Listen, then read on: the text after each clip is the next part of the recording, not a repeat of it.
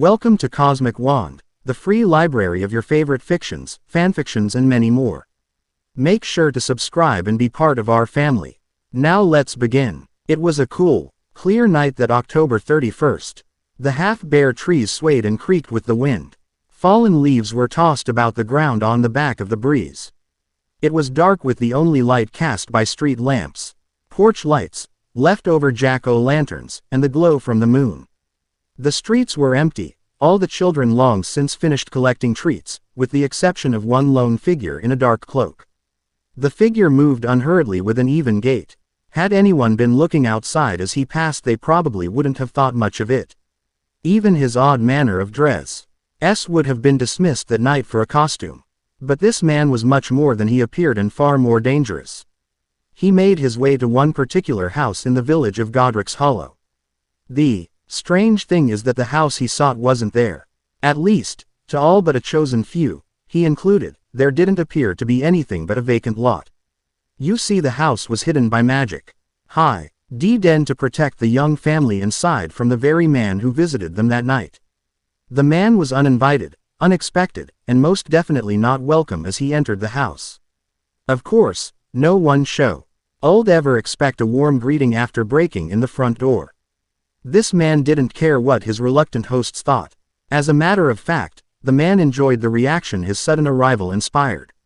He always had loved a fight he knew he would win. The young father was the first of his victories that night. He had to make it a short duel though. He could not afford to have his main target escape. Speaking of which, after defeating the father, the man quickly ascended the stairs to the nursery on the second floor. There he confronted the young mother.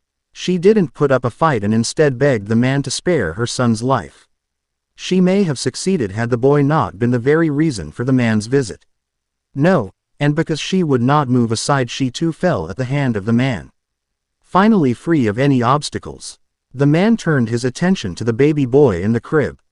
Such a pity that so much promise had to be wasted, but the man could not risk the possibility that the boy may one day rise against him. So the man turned his wand to the boy to kill him. The boy did not die as the man planned. Instead, the spell somehow rebounded and killed the man who cast it. What happened? No one will ever be quite sure. No one except the man who hadn't really quite died as he should have, the boy who wouldn't remember until he grew older, and the man in the moon who watched silently from above. The night Voldemort had first cast the killing curse at Harry, the man in the moon had been watching. It was one of Mim's jobs as a guardian to chase away the darkness and to protect children from their fears. That had been what originally drew Mim's attention to the Potter house that night. He had felt Harry's fear for his parents and his fear of the dark wizard who haunted him. There was nothing Mim could do but watch. No matter how evil, Voldemort was a human and guardians could not interfere in the affairs of humans. It didn't happen often. Usually human affairs made the most impact on adults, and between the protection of their parents and the guardians, children were shielded from the worst of the world. The guardians take their jobs seriously though. Just because Mim hadn't been able to step in directly, that didn't mean he would abandon Harry to the darkness. Mim had not liked the dark man's intentions that night. As an immortal, magical entity, Mim was aware of the prophecy that influenced the dark wizard's actions. He knew that the dark wizard hadn't really died. He also knew that at that moment when the spell rebounded, the little boy's fate had been tied together with that of the dark wizard. Harry Potter had been touched by destiny. Mim recognized the sign when he saw it. Destiny had been telling him that her newly chosen would one day become a guardian of childhood, and it was Mim's responsibility to protect Harry until he was ready to assume his role.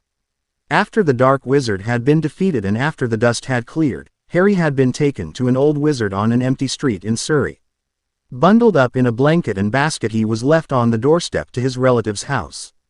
In the quietness of the night, Mim got to work. There had only been a little he could do at that time since Harry had been so young, but Mim was a clever one. He bestowed Harry with a boost to his magical core. This was a trick that he had thought up after his creation of Jack Frost. Instead of waiting for Harry to grow up more to handle his full powers, Mim planted a seed of power within the magic Harry already possessed. That way it would grow slowly as the boy grew and be discovered and learned in small increments. It also would allow Harry to remain mostly human until he finally defeated Voldemort once and for all. As Mim worked, Harry had slept the whole night though. Mim had watched as Harry grew up under the care of his relatives.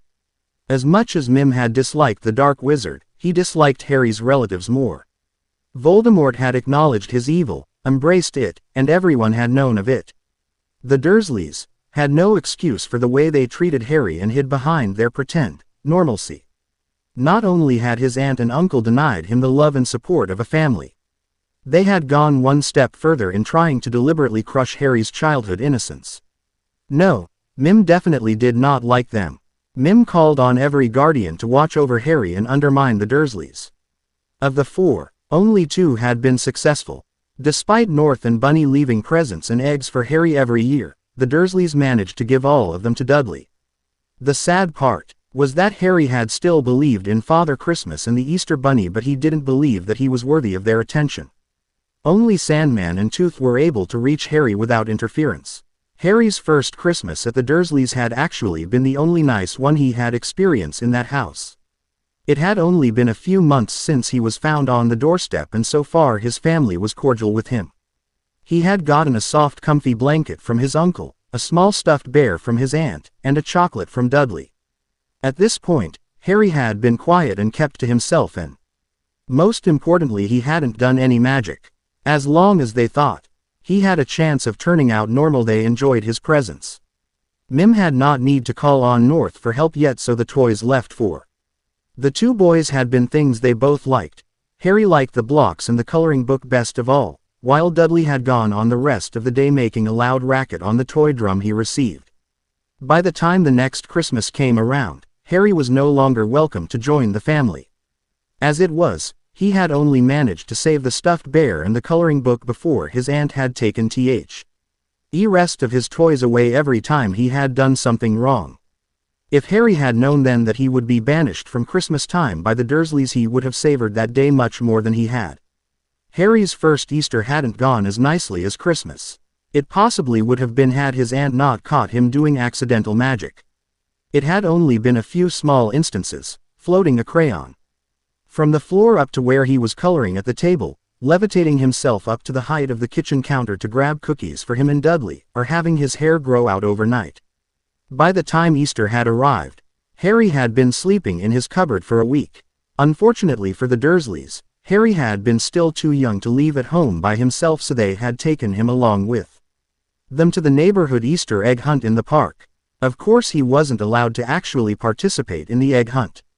His aunt had him stay seated on the bench beside her while they watched Uncle Vernon take Dudley around for eggs. Bunny had been madder than a cut snake as he watched on from the bushes. He hadn't been about to give up though. Before the Dursleys returned home, he had placed a specially painted egg in the corner shelf of Harry's cupboard. Later, watching with a triumphant smirk at Harry's joy in finding the egg, his victory had been short-lived as Dudley had caught Harry with the egg. Bunny could only watch in fury as Dudley quickly stole the egg for his own, then got Harry in trouble by tattling to his father. He had been so close. Bunny had seen Harry's reaction before his cousin had come along.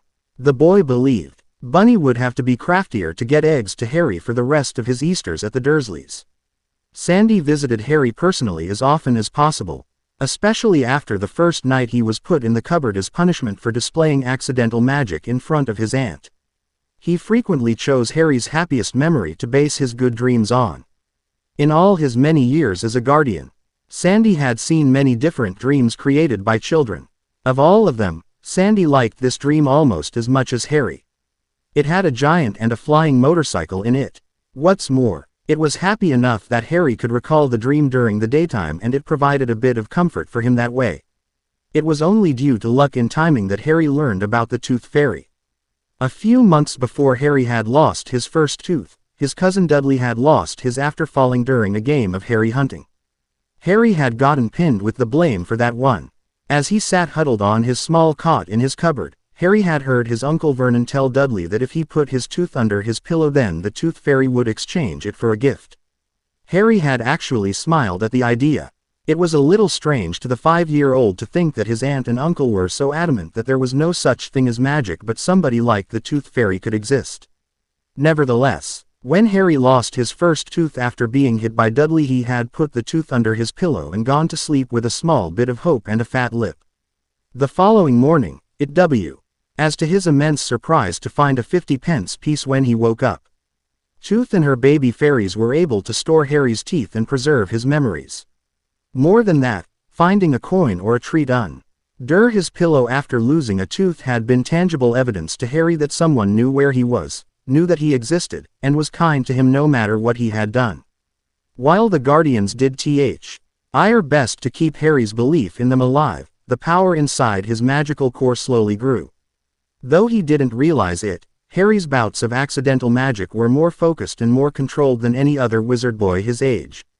Naturally, it would have been the hostile environment in which he lived that encouraged more accidents than he would have if kept safe, but the power came from that bit gained from Mim. As Harry experienced more bursts of magic, the incidents became more challenging and required more power. From the small levitation of objects to growing out his own hair, to changing his teacher's hair blue, to apparating to the top of the school roof, to freeing the boa constrictor at the zoo. Harry never realized it, but the strength of these events had a lot to do with Mim's gift. Even though he was punished after every incident by his aunt and uncle, these strange occurrences gave Harry the one thing the Guardians could not, a subconscious belief in magic. So the day he received a strange letter addressed to his cupboard, he didn't need much to convince him of its validity. It wasn't until Harry was at Hogwarts that North and Bunny could help restore his belief in them.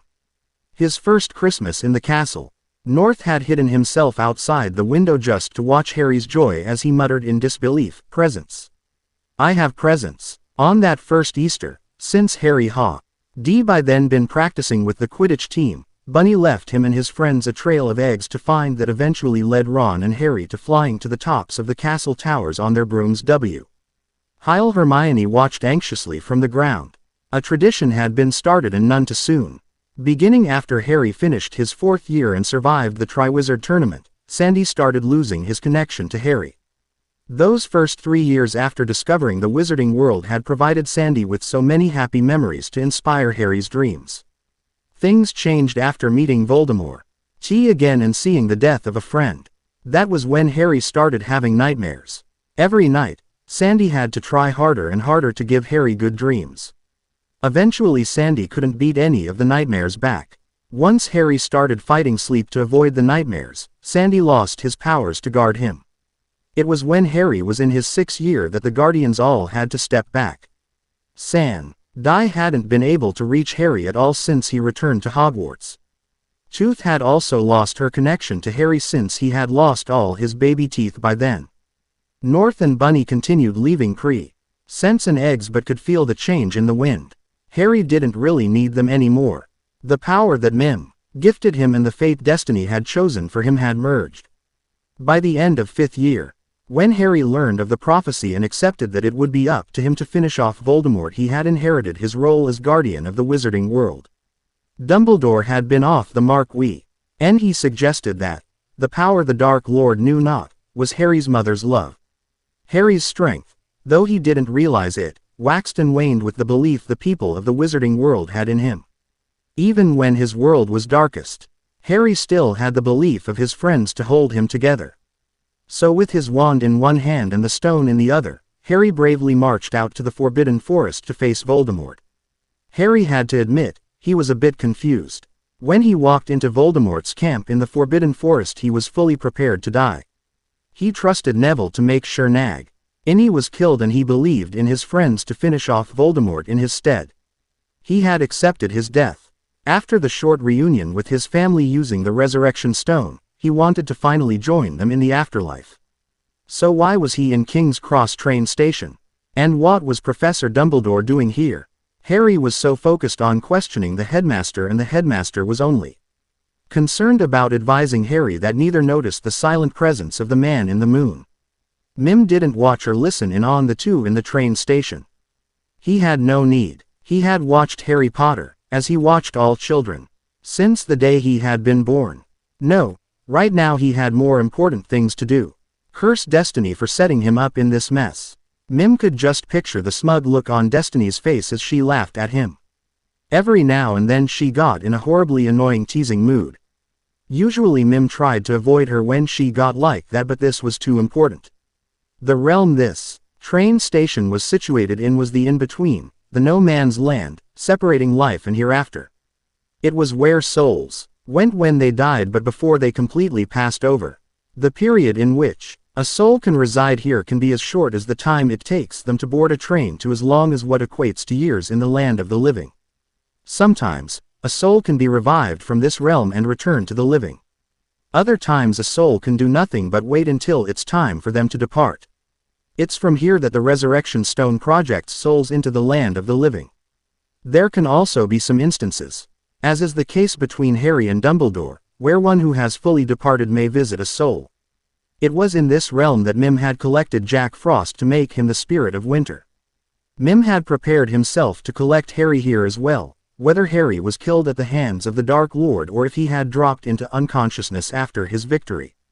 The irritation Mim felt towards Destiny was this meeting between Harry and Dumbledore. He could not take Harry until the conversation with Dumbledore was over.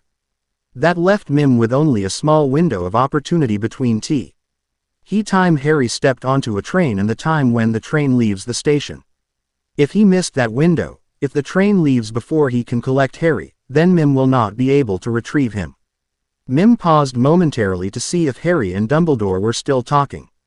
It only took less than a second, similar to checking the time on a wristwatch. They were discussing Harry's choices, whether he would go back or go on. Mim cursed under his breath. His time was up and he hadn't finished.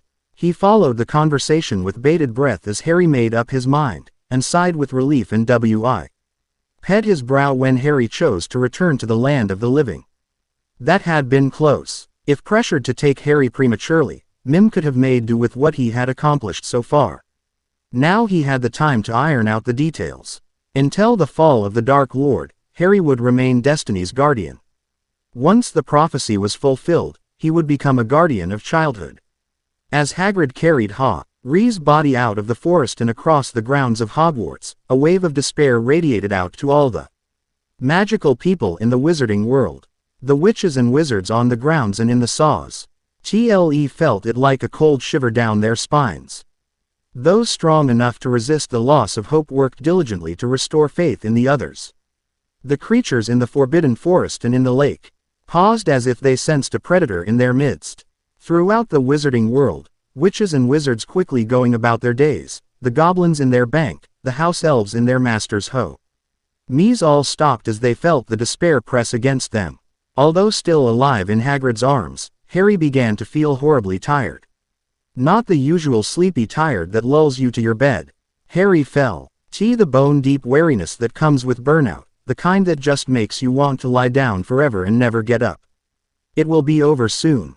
I just have to beat him and then I'll be done. Harry thought to himself. It wasn't as motivating as he wished.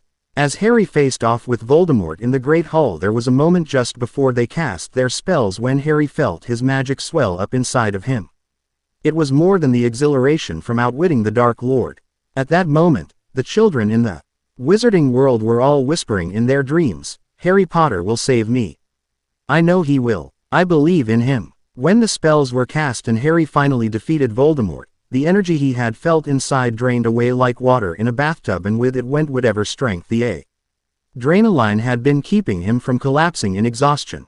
As everyone in the Great Hall crowded around him to congratulate and celebrate everything finally being over, Harry had a desperate need to get away. He could have kissed Luna with gratitude for her distraction that allowed him to slip beneath his invisibility cloak. Harry was done. Now all he wanted was to rest. He didn't want to be bothered by those that had survived the Battle of Hogwarts, or by the press that he knew would be in his face once everything settled down, and he especially didn't want to deal with the raw emotions of his friends or the Wesleys. He just needed to be alone for a moment. That's all he wanted, was a few hours to try and get some sleep and process everything before he had to go face the world he had saved. After explaining everything to Ron and Hermione, they parted ways in the hallway outside the headmaster's office. Harry made his way through the deserted corridors. Evidence of the battle was littered everywhere: stone rubble, portrait frames askew and damaged, signs of spell fire, traces of blood here and there, and the occasional body that had yet to be taken down to the entrance hall. Had been planning on going up to his dorm and passing out in his four-poster bed, but he dreaded the thought of people being able to find him so easily.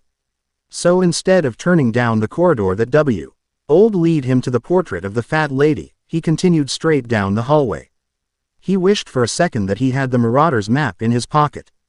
If he could see where people were, then he would know which spots to avoid. The sun had fully risen now and shined through the windows along the corridor. Maybe the room of requirement was still functioning despite the fiendfire Crabbe had cast.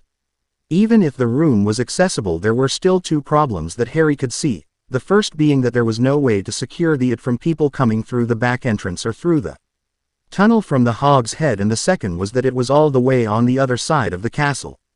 As these thoughts fluttered through his brain, Harry came upon the shadowed entrance to a staircase that he hadn't noticed in all his 7 years in Hogwarts. His thoughts were so fuzzy that Harry really could not recall if he'd ever even been down this part of the corridor before.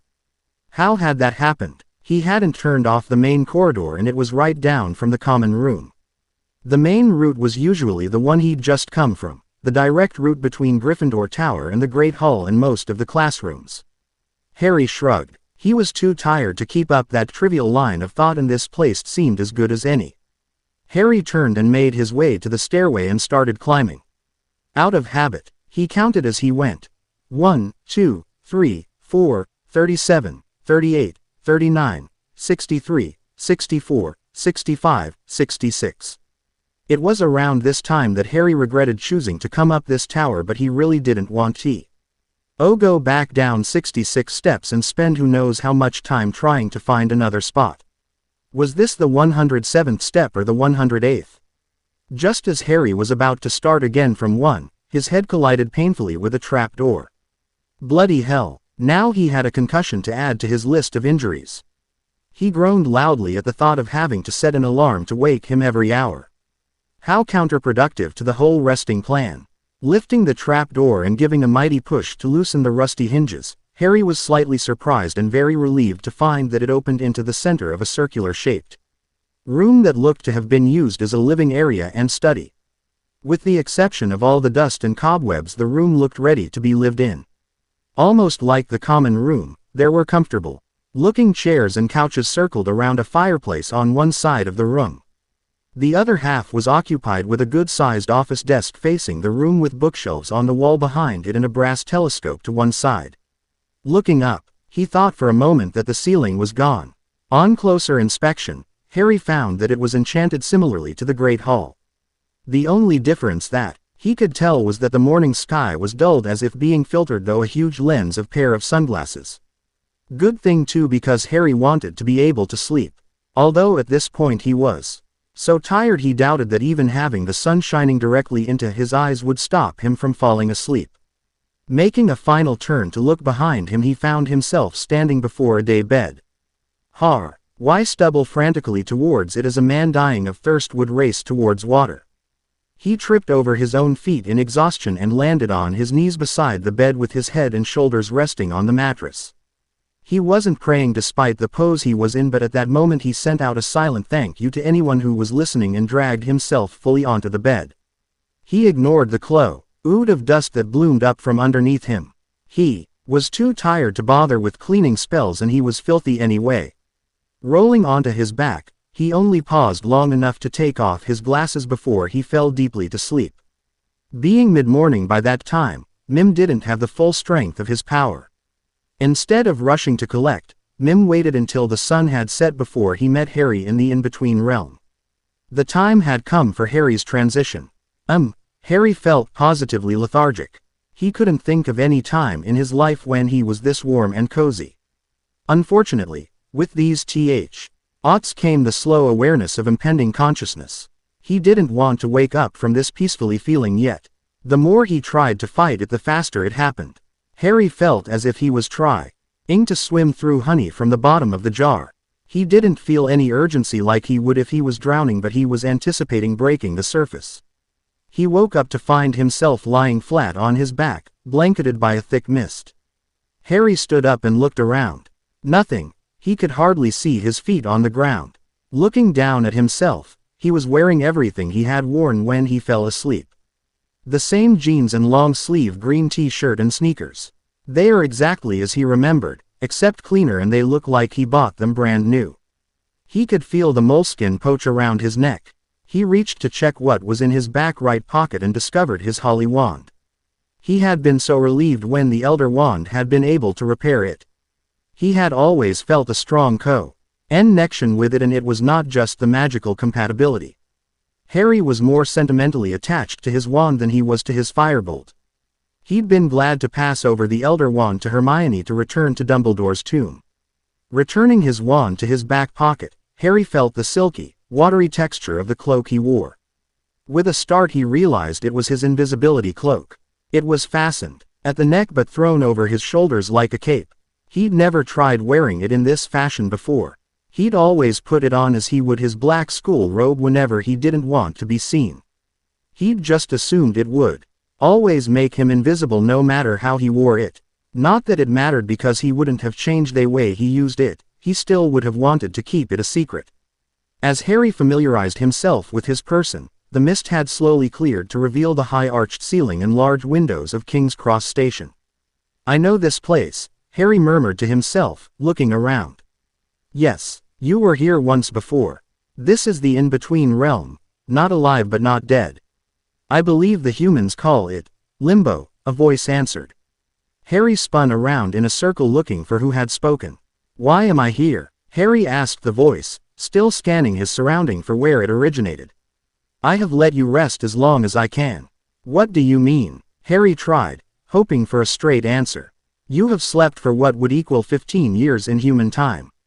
That is all I can allow you." 15 years, Harry exclaimed. "But what about my friends? What happened after I defeated Voldemort?" Harry was shocked. Sure, he had been tired, but to sleep for 15 years. "Do not be concerned. They have lived well." "So does this mean I'm dead?" Harry asked, thinking of his desire to be reunited with his family in the hereafter. If life was not an option, then he wanted to be with them as he had when he faced his death in the forest. "No, you will not pass on. As you were once the guard, Ian of the wizarding world, now I invite you to be a guardian of childhood. However, I know that by choosing you for this path I will be denying you your first wishes. That is why I have arranged a small window, through which you will be able to experience them," answered the voice. Harry watched as the mist enveloped King's Cross. He turned in place, waiting anxiously. This had happened last time just before he woke up in the land of the living. Harry waited, and waited. Finally a large translucent sphere drifted in front of him at eye level. It looked like an air bubble you would see underwater. At first Harry only saw his reflection on its surface. He looked like he hadn't aged a day since he went to sleep in the tower. He hadn't even grown stubble on his chin. His scar was faded to a white line that, while less noticeable, was still visible if one was looking closely. Even his hair was in the same wild state as it had been his whole life. His glasses were gone though. They weren't on his face, and yet Harry could see as clearly as if he was wearing them. Better in fact, since it had been impossible to keep the lenses clean in the last year. Well, Harry thought, in the last year he spent with the living. He noticed that without them he looked much younger, and the color of his eyes was even more vivid. Strange what a simple change could have. Harry doubted even his best friends would have recognized him like this at first glance. Just as Harry began to lift his left hand to run through his hair in an attempt to tame it, an image appeared within the sphere. It was slow to come into focus, but when the image finally settled he was looking at a three-dimensional image of a mother standing in the bedroom doorway of her 4 children as they slept. Her husband's arm was wrapped around her. The image brought tears to Harry's eyes. It seems Ron had plucked up the courage to ask Hermione to marry him. Looking at the ages of their children, Harry had to guess that the wedding hadn't been too long after the end of the war. He wished he could have been there. Harry noticed that underneath their happiness there was the lingering pain of loss. They wished he could have been there with them as well.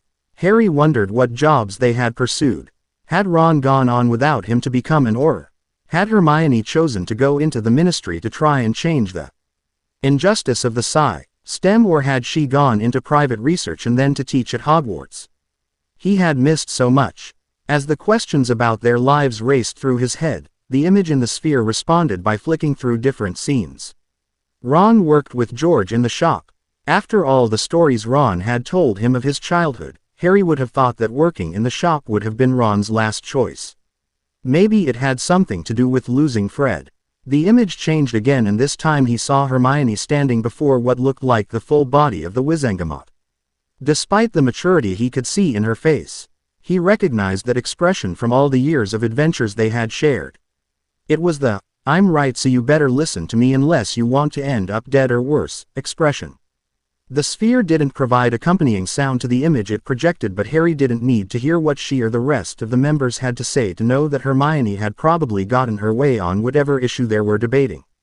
It was good to know that after all the sacrifices he and others had made, all the opinions he had changed during the fight against Voldemort, and all the good relations he had fostered with different races of magical creatures, that someone was working to make sure that that wasn't forgotten and the mistakes of the past were not repeated.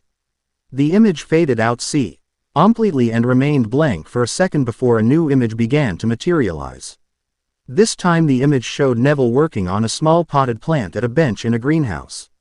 He moved calmly but with confidence as he repotted the flowering plant. His face was a picture of concentration at the moment, but once the transplant was finished his face relaxed into one of peaceful contentment. Harry always knew Neville could be like this. He had seen flashes of it in the early years of Hogwarts. His inner strength and confidence had fully bloomed by the final battle, and Harry was never more proud of his friend than when he stood up to Voldemort thinking Harry was dead. In the image, Neville turned around as though someone had called his name. As Harry watched, a woman with long blonde hair skipped into view and gave Neville a quick kiss on the lips before taking his hand, resting her head on his shoulder, and leading him out of Harry's sight. Luna and Neville, Harry had to admit he wasn't expecting that, but he was happy for them, as it was obvious that their love for one another was genuine. He wondered what Luna was doing with her life. Although she was clearly happy with Neville, Harry couldn't picture her as a housewife. Had she taken over from her father as editor of the Quibbler? The image changed in response to his musings. The image that materialized was a bit confusing at first glance. It looked like he was standing in the children's section of Flourish and Blots. Looking at the shelves in front of him, a wide grin spread across his face as he read some of the titles on the bottom two shelves. Those two shelves were dedicated to the works of one author and featured titles such as The Tale of the Incorrigible Crumpled Horned Snurkak, A Nargle Christmas, and Mortimer's Raxperts.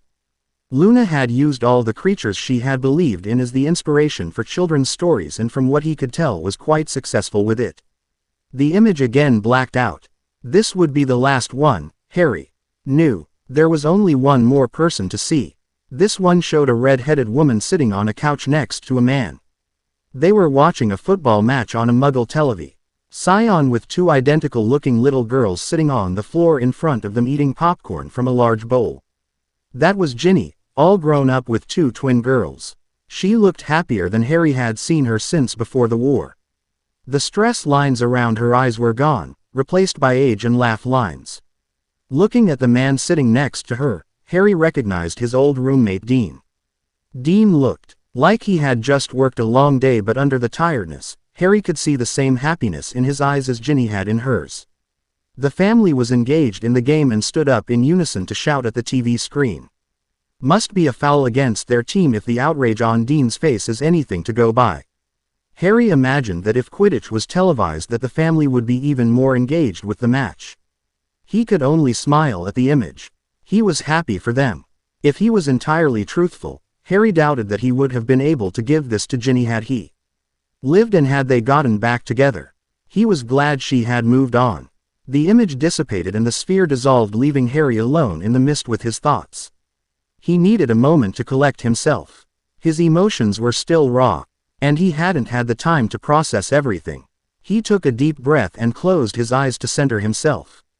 He could accept and appreciate the lives his friends had gone on to live without him. The part he was having trouble adjusting to was that he had missed being there to experience it with them. Getting to see snapshots of what had become of them could never be as satisfying as being included in those moments. He didn't get to see the transition his friends went through from wartime to peacetime. He wasn't there to reassure Ron that Hermione would say yes when he asked her to marry him. He had missed Hermione and Ginny being moms. He had missed all the life moments of their children. The list was endless. Perhaps it had been a good thing that he hadn't had the foresight to concede these things when he was walking out to meet Voldemort in the forest. Otherwise, he might not have been able to summon the courage to do what he had done.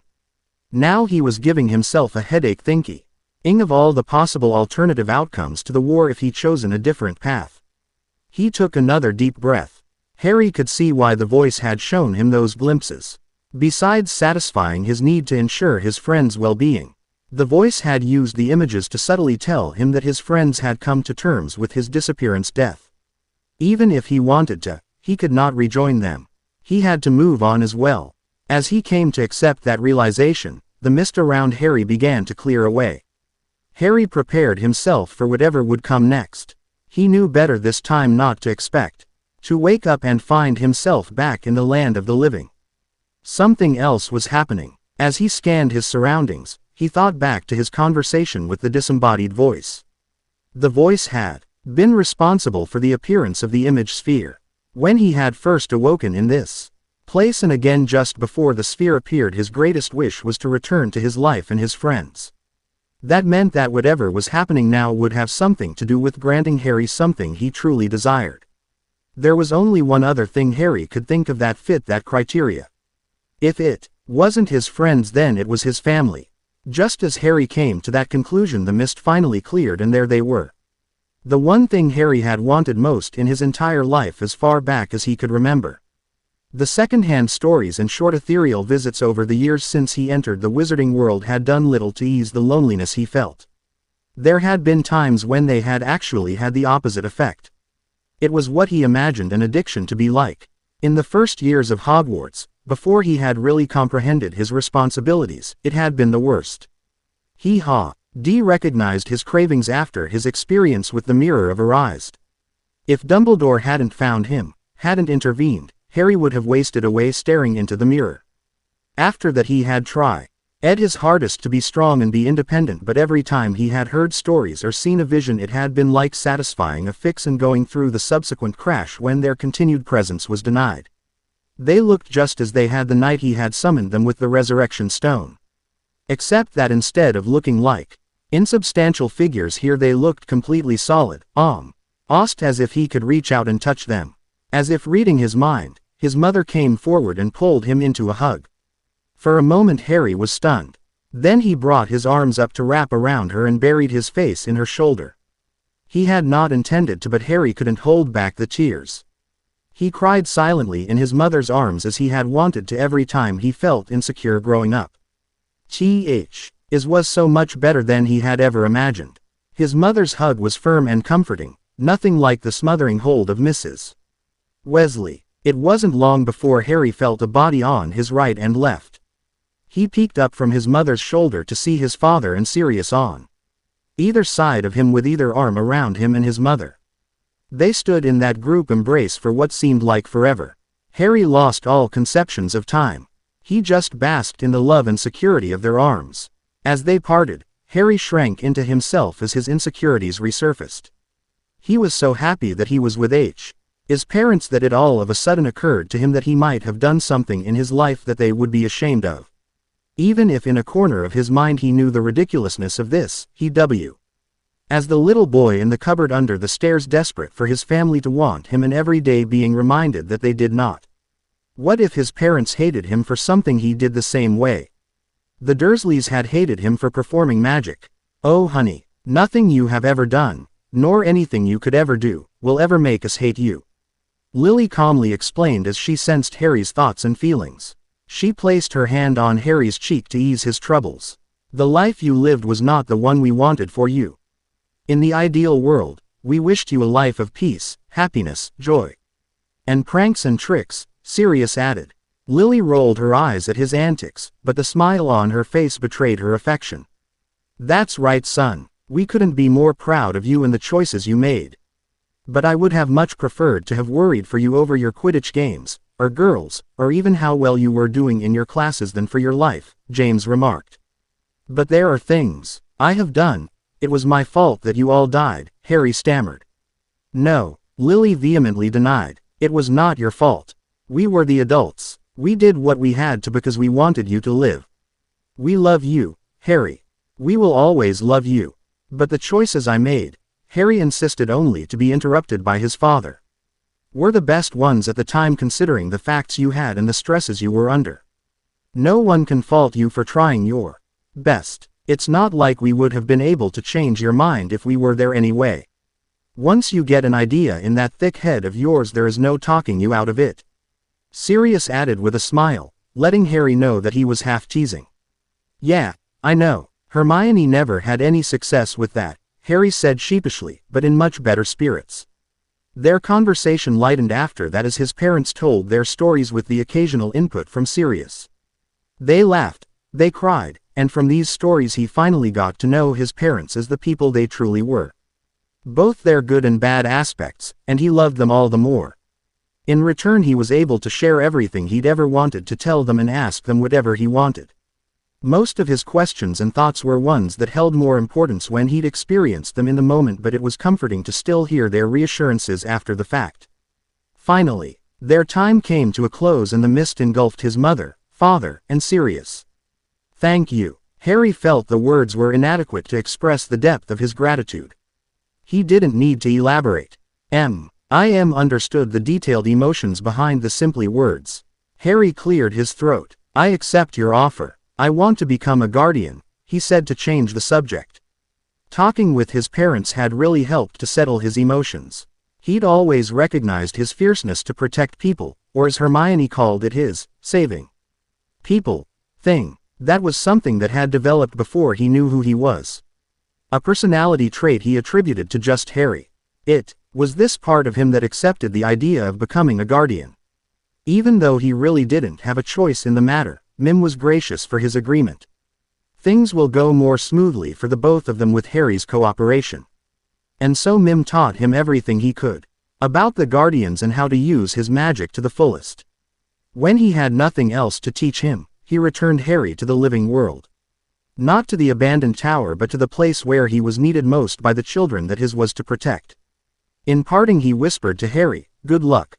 Just Harry, I wish you well." Jack Frost sighed as he overlooked the town in the valley below.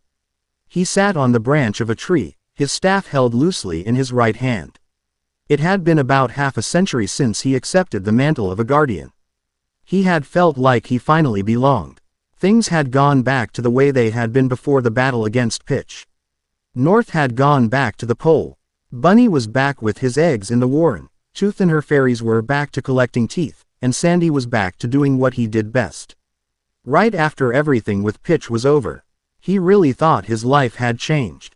It was so much more fun to play with the kids now that they could see him. When he wasn't causing mischief and chaos, he had visited the other guardians.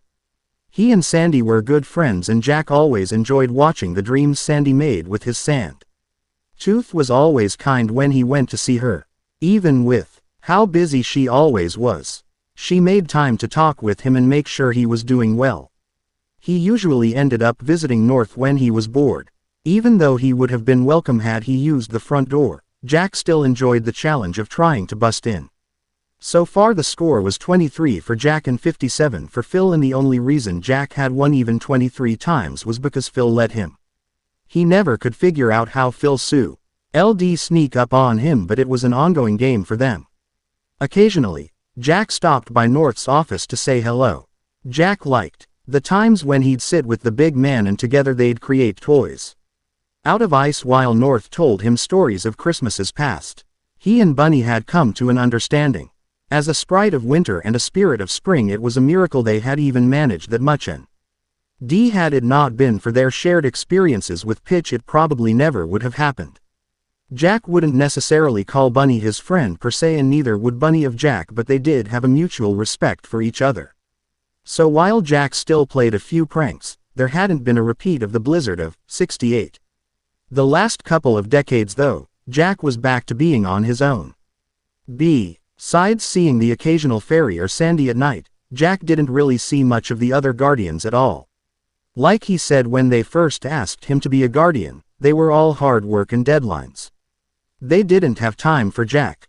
So he went back to horsing around and playing in the snow with the kids. It was better now that at least half of the kids could see him. Jack would never admit to having something like a goal, but if he did, it would be to make it so all the kids in the world could see him. Not that it could really ever happen. Even if Jack managed to conjure a few freak snowstorms, he'd never be able to stay long enough to get the kids that live near the equator to really believe in him. He looked up at the full moon hanging low in the sky. Is this it? Is this all there is?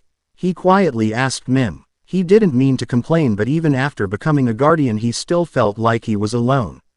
Despite the fact that he was a guardian, Mim still didn't really speak to him. Mim never answered with words and rarely communicated with shadow images, but he would at the very least answer by send his reassurance.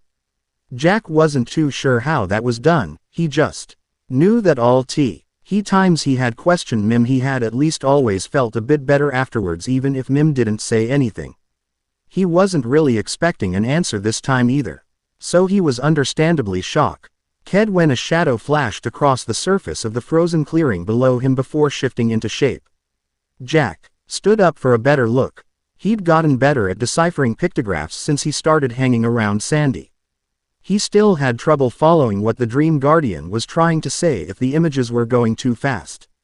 This was different though. Mim was only showing one image in the shadows.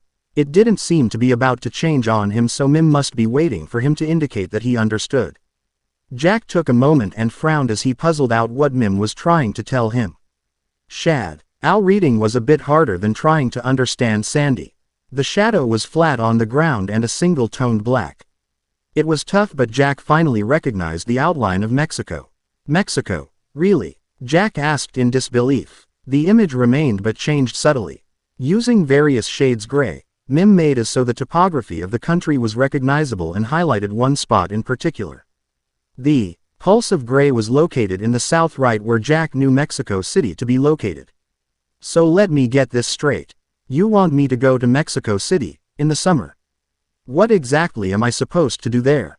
Jack exclaimed. He had little to no tolerance for warm climates. He likes warm weather about as much as Bunny likes the snow. Which was not at all. Jack just couldn't understand why Mim would send him to a place where he would be in danger of lose his powers if he got caught there in the heat of the day. Mim didn't offer anything by way of explanation. The shadow image remained in the clearing. It did not change or shift whatsoever. It seemed Mim wasn't going to give this idea up until Jack agreed. Heaving one big sigh of resignation, Jack looked up at the moon. Nodding his head once, he leapt high in the air and let the winds catch him. Seems he had somewhere he needed to be. Harry stood alone in the courtyard of the Shriners Hospital for Children in Mexico City waiting on Mim. He had left the room of 8-year-old Jose about 10 minutes ago to let the boy sleep a little. Jose had been in the hospital for almost a year fighting acute lymphoblastic leukemia. He had been an orphan living on the streets before he'd collapsed in the public library. The kind-hearted librarian that had found him in the washroom had brought him here for help, thinking he had been abused. It was an mistake to make when it came to some of the signs of all. Living on the streets meant Jose had been malnourished despite the lack of appetite and weight loss that came with his type of cancer. As the bad bruises that had been the main factors in fueling the librarian's suspicions, though. They were innocent enough. Some had just appeared on their own, while a few others were where he'd run into things or fallen. It was the one that looked like a handprint around his upper arm from the merchant who had tossed him out of his shop for attempting to steal some food that looked the worst. The man hadn't even been that rough, especially compared to how some of the other merchants got, but the disease made the bruising look far worse than the injury had been. The fatigue and shortness of breath had also made it harder for Jose to run when he got caught in the act of thieving, not to mention the ache in his joints and bones. Jose never knew exactly what was wrong with him before the doctors had told him. He had gone undiagnosed for over 2 years before being brought to the hospital. He'd been given steroids and he had gone through chemotherapy and the radiation therapy. He'd lost all his hair. They said it was a miracle he'd lived this long, but his luck had now run out. A few months ago the treatments had stopped working altogether. The doctors said that the disease was in his nervous system and that he didn't have much longer to live. They had tried to reassure him. They said they understood what he was going through. They didn't. they may understand the process in the medical sense, but they didn't know what it was like to know they were going to die. They said it wasn't his fault, that if he had been diagnosed sooner things might have been different. As if an 8-year-old should know how to take care of themselves. They said many things, but none of it mattered now. Tonight had been the worst yet. The medications he was given didn't stop the pain, and it was bad enough to wake him up every few hours. He was going to die soon. Jose knew it. It was at times like this that he wished he had a mom or a dad to sit with him. Anyone. He just wanted someone who loved him to stay with him so he didn't have to be alone. He was scared. Then Harry had arrived. Jose hadn't heard or seen him enter the room, and he didn't know how he got past the nurse's station without anyone noticing. Nurse Maria was especially strict about visitors coming in after hours. Yet, Harry was here and no one had come to tell him to leave. Harry didn't try to placate him with false reassurances. He'd said hello and introduced himself and then sat on the edge of the bed without a word. Jose didn't know why, but he felt safe with Harry, and more importantly he didn't feel alone. He wasn't sure what Harry had asked him, but somehow it got Jose to talk about what he was feeling. Not the medical questions the doctors and nurses asked, but the emotions Jose was experiencing. Jose told Harry things he hadn't told to anyone in the whole time he'd been at the hospital. Until Harry asked, Jose didn't realize just how much he needed someone to listen. And Harry did. He was quiet and patient, and just listened to everything Jose had to say without treating him like a child. He had been so emotionally drained afterwards that Harry had him lie down to sleep and told him a story. It was a fantastic story about a magic castle with witches and wizards. It was as Harry was telling him about how the witches and wizards celebrated Christmas that grabbed Jose's curiosity. Snow. Jose knew what it was, sure. It was the white on the top of the mountains outside the city, but he'd never seen it up close. What was it? If only he could see it for himself so he knew what all the fuss was about. Ari had looked a bit surprised by the question. For a moment Jose thought he might scoff at him and dismiss it for being stupid. Instead Harry had held up the wand in his hand and said he'd show him. Jose had been so excited at the possibility. Harry had tried several times though without anything happening. He stopped trying after his latest attempt produced a steady rain. Even though Harry promised to get help from his friend, Jose's hopes sank when it became evident that he really wasn't going to get to see snow. He'd curled up under the covers and gone to sleep. Harry knew Jose wasn't going to survive the night. He'd gotten here less than an hour ago to stay with Jose until it was time to take him to the hereafter. Jose had asked him to grant a wish that he couldn't give. It was the first time in years since that had happened. Harry had been telling Jose the story of his first snowball fight at Hogwarts when Jose had wished to see snow, real snow. Harry had been cocky, so when it proved to be too warm for him to conjure snow, both he and Jose had been disappointed. He had made several attempts but in the end stopped when he'd soaked the room with a sudden downpour of rain. Thankfully, he hadn't any trouble heating the room to dry it out, but he couldn't make it snow. The best he could figure was that he was limited to the weather patterns that were the norm in this climate, which meant no snow. Harry hoped that since he couldn't do it, maybe Mim would be able to help him out. He stood in the moonlight in the courtyard as he conversed with Mim. He was really hoping that Mim would be able to lend him the extra power he needed for this one thing. Instead Mim directed him to sit tight and wait until help arrived. At least it was a nice night so he could sit on the branch of a tree and look at the stars until help arrived. Jack hadn't known what to expect when he arrived in Mexico City. Considering he thought Mim crazy to send him here in the first place, all he do was follow the pull he felt tugging him towards the outskirts of the city. To say he was confused and cautious when he landed in the central courtyard of a hospital would be an understatement. Jack stood in the center of the courtyard with his staff raised defensively. The pull had lessened and now felt like only a slight hum through his nerves telling him that this was where Mim wanted him. He didn't see anything out of the ordinary as he slowly looked around, but there were no lights out here except for the moon, and the trees made plenty of dark shadows.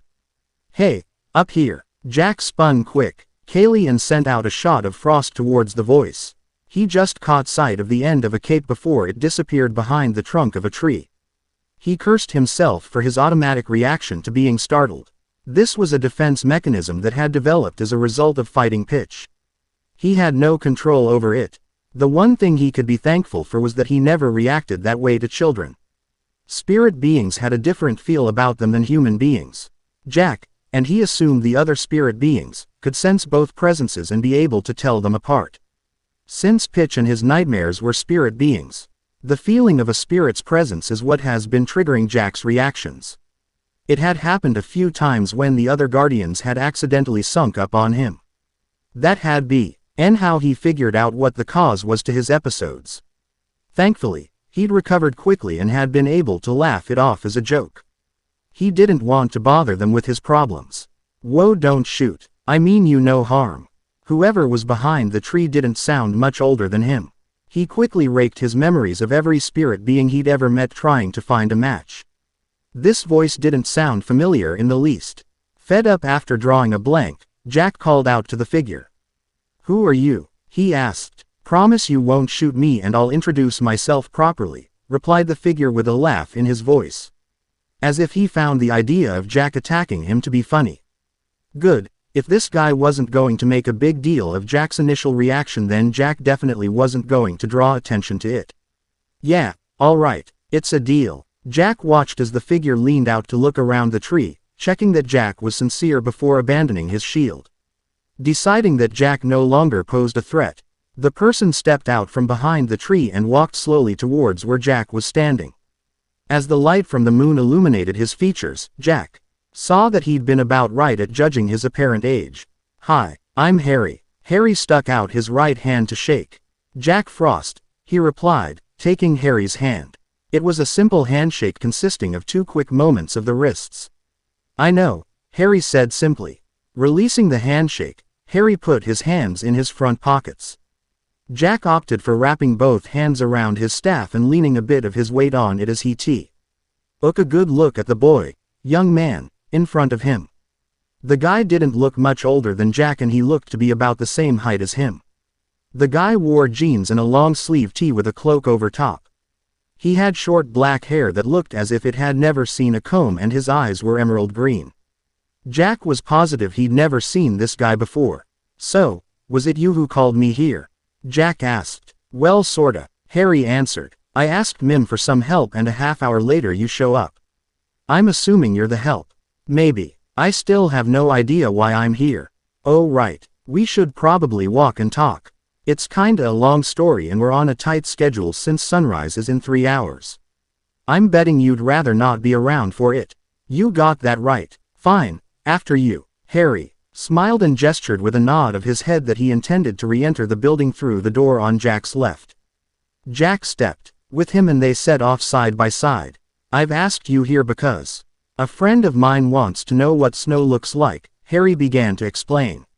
"You see, he's never left Mexico City in his entire life, so naturally he hasn't ever seen snow. I gave it my best try to see even a few flakes in his bedroom for him, but I only managed to make it rain. My magic is versatile, but I apparently don't have the ability to control the elements in a climate where they don't occur naturally. I'm hoping you could lend me a hand with it." "That makes sense. I'll be honest with you, even my power is limited in places like this.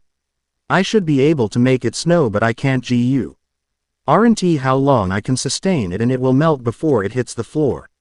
Even that much would mean the world to him. "Why all this effort just to satisfy your friend's curiosity? Can't you just show him pictures or something?" "I could, but images don't hold anything on the real thing. Pictures can't replace all the sensations and emotions he will feel if he experiences it for himself. As for why all the effort, Jose is sick and I doubt he will live past the sunrise.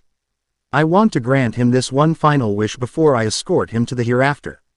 "Wait, what?" Jack stopped dead in his track. And grabbed Harry by the other arm to make him stop too. Jack couldn't believe what he'd just heard. It was impossible that there was a spirit to tend to sick and dying kids. It just didn't make sense to him that such a somber job existed. Harry looked at him with understanding and gave him a small smile in reassurance. It looked like he used that expression a lot for it to come so easily to his face. "That's what I do. I guess my official title is Master of Death, but that doesn't really fit with what I'm doing now. Let's just say I have a special connection with death and a strong instinct to protect. Innocence. So, one day Mim asked me to watch over the souls of children as they passed between the land of the living, the hereafter, and the realm in between. Oh, Jack floundered for something appropriate to say to that. I know what you're thinking.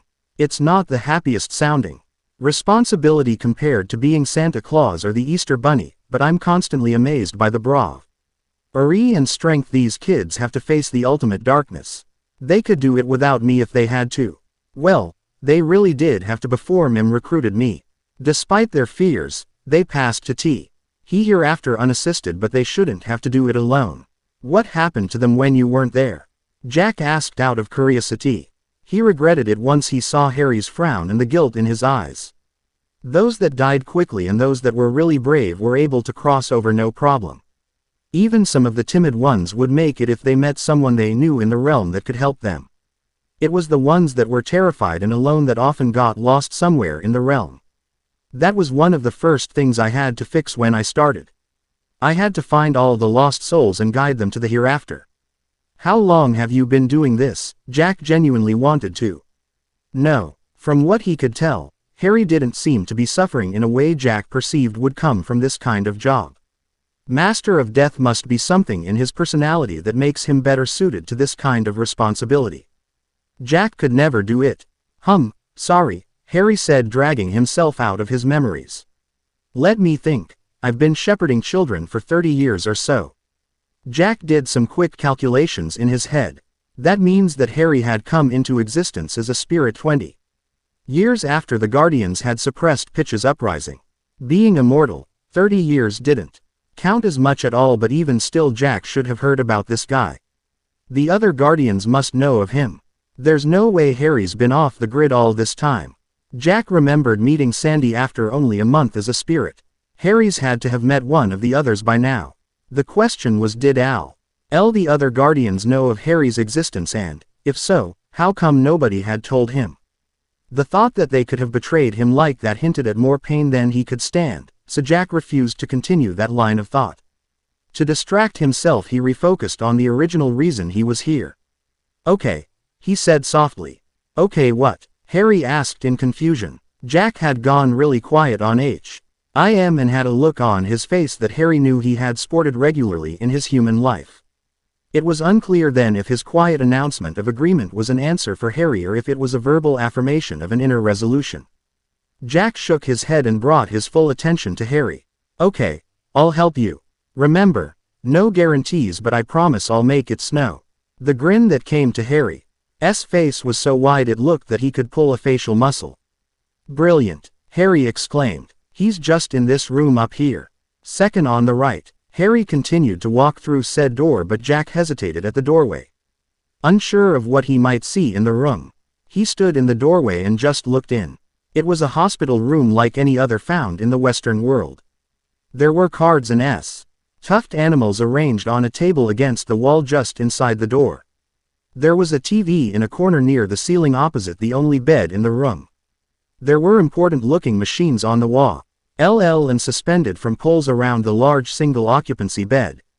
Although the bed wasn't large enough to fit 2 adults, its size made the young boy occupying it seem very small and frail. Jack had never seen a child look like this before. Sure, every now and then there was the odd child out playing in the snow who was either just catching or just finishing a cold. The boy in the bed didn't look anything like them. He was almost as pale as his sheets, which really concerned Jack since it was the height of summer in this country and this boy should be dark from the sun. He was thin and he had no hair on his head. If this is what all the kids Harry helps look like, then Harry must be much stronger than Jack originally estimated to have signed on for an eternity of this. The only light in the room was the artificial light flooding through the open door from the hallway, the natural light from the full moon through the windows, and a night light plugged into an outlet opposite the bed. The boy seemed to have been sleeping when they first arrived, but at Harry's approach he awoke. Harry. The boy sounded groggy, not just from sleep but probably from the medication as well. Hi Jose, I have someone I want you to meet. This is my friend Jack Frost. Harry waved Jack over. He's going to make it snow for you. Would you like that? The boy nodded his head and pushed himself up into a seated position. Hola Jack, he said with a big smile on his face. "Hey there, Jose," Jack replied. "Will you really show me snow like Harry says?" "Of course I will," Jack reassured. "You believe me, don't you?" Nodded again, the smile on his face growing and his eyes lighting up in excitement. Harry's face mirrored Jose's as he watched from the far side of the bed near the window. Magic, in any form, always fascinated him. "All right then, you might want a blanket." Jack moved to stand in the middle of the room. It was still pretty warm even though it was the middle of the night. This was going to take a lot of concentration and power. Jack held his staff in both hands and placed the base on the floor in front of him so it stood straight up on end with the crook aimed at the ceiling. He closed his eyes and concentrated on making it snow. He started with dropping the temperature in the room so the snow wouldn't melt the moment it hit the air. He visualized his pond in the woods outside. Jamie's town as it looked in the middle of winter. Snow on the ground, the lake frozen over with a foot of ice, the bare branches of the trees creaking as the wind blew through them. He thought of hat setting and pushed his magic to recreate it in this hospital room. Harry had pulled the covers up over Jose at Jack's suggestion. He wasn't worried about himself. He stood back so he could have a clear view of both Jose and Jack. Jack hadn't moved for the last few minutes but still there was no snow. Harry felt a distinct chill in the air so he knew that Jack was trying to drop the temperature first. The problem seemed to be that Jack couldn't make it cold enough throughout the whole room. At best the room felt as if an air conditioner had been running for a few minutes, cooler for sure but not cold enough for snow.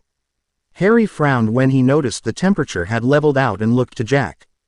Jack was getting frustrated. He'd known when he'd first got here that this was going to be challenging but he was sure if he could just get the room to around freezing he'd be able to make enough snow to replicate a light flurry.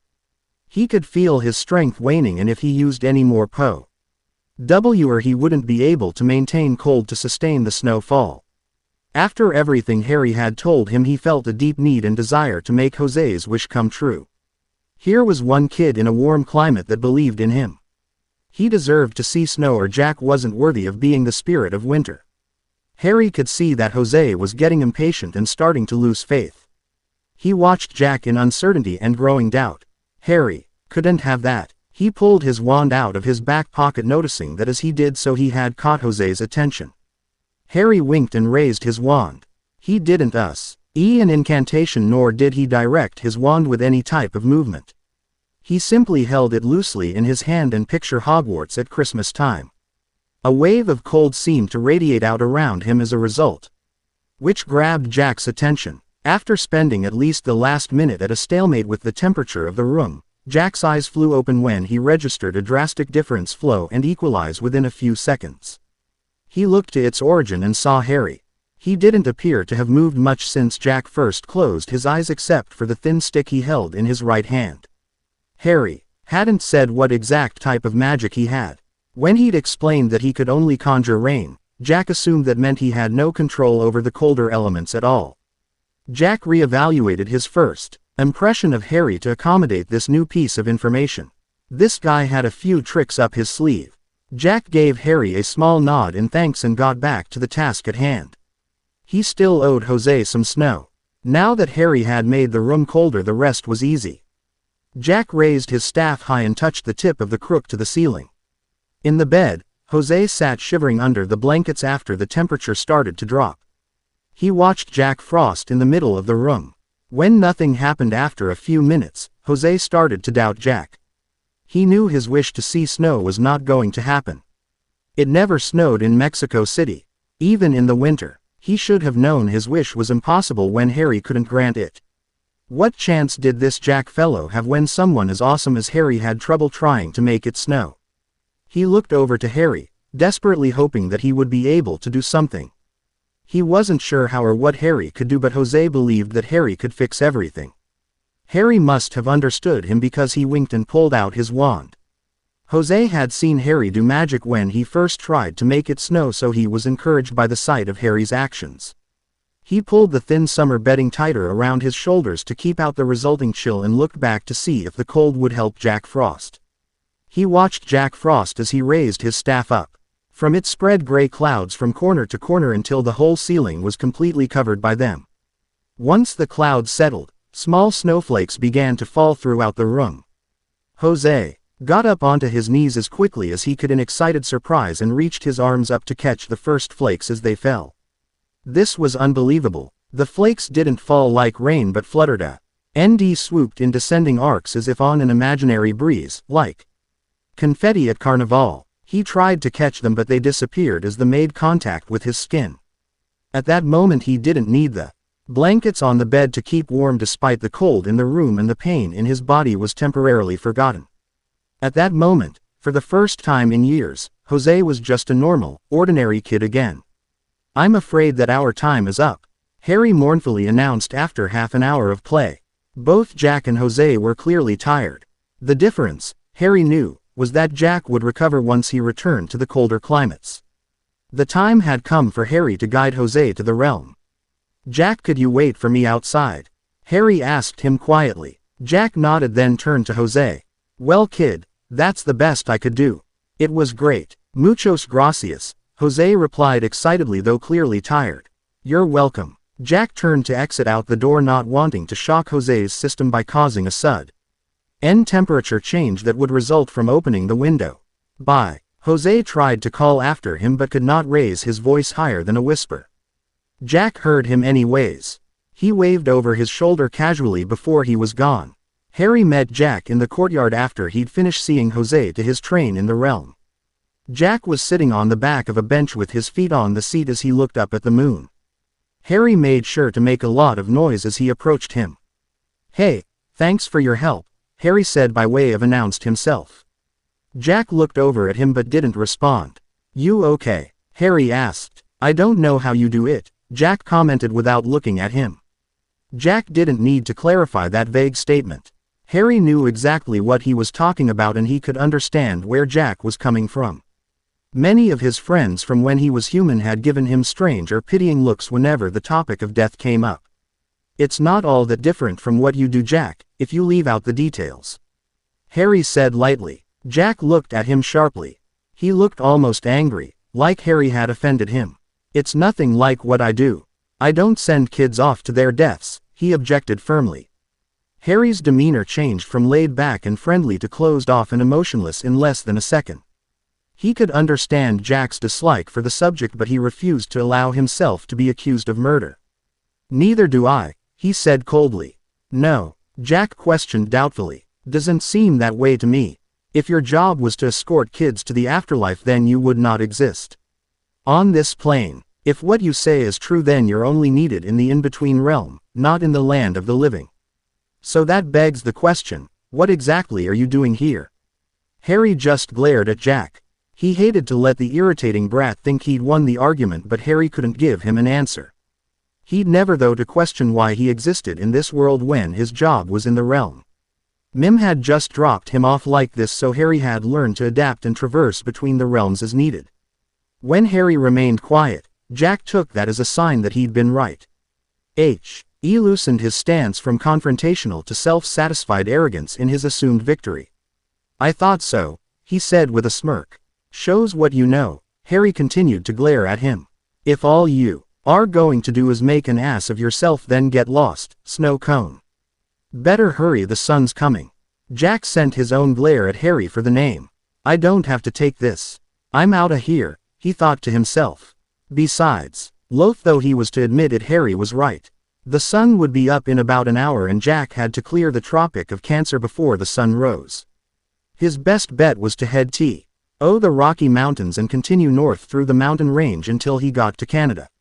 He had really drained his strength by coming here and with it being summer in the northern hemisphere he'll need to hide out in the higher altitudes until he regains his strength. With one parting glare, Jack called up the wind and took off north.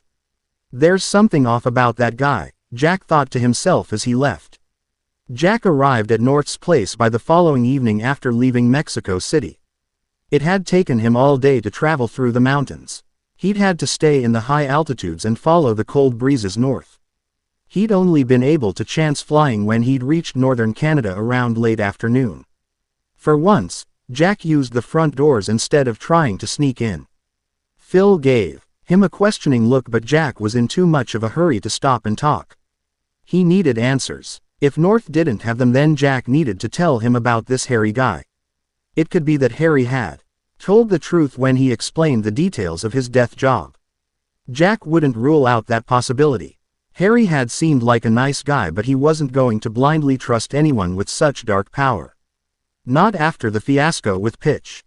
He'd learned his lesson. Jack kept his eyes peeled as he made his way through the workshop. He had a good hunch that he'd find North in his office, but he didn't want to miss him due to inattention if he was in the toy factory. It was pretty empty now. Since it was the middle of July, the workshop was still on a regular 9-to-5 schedule.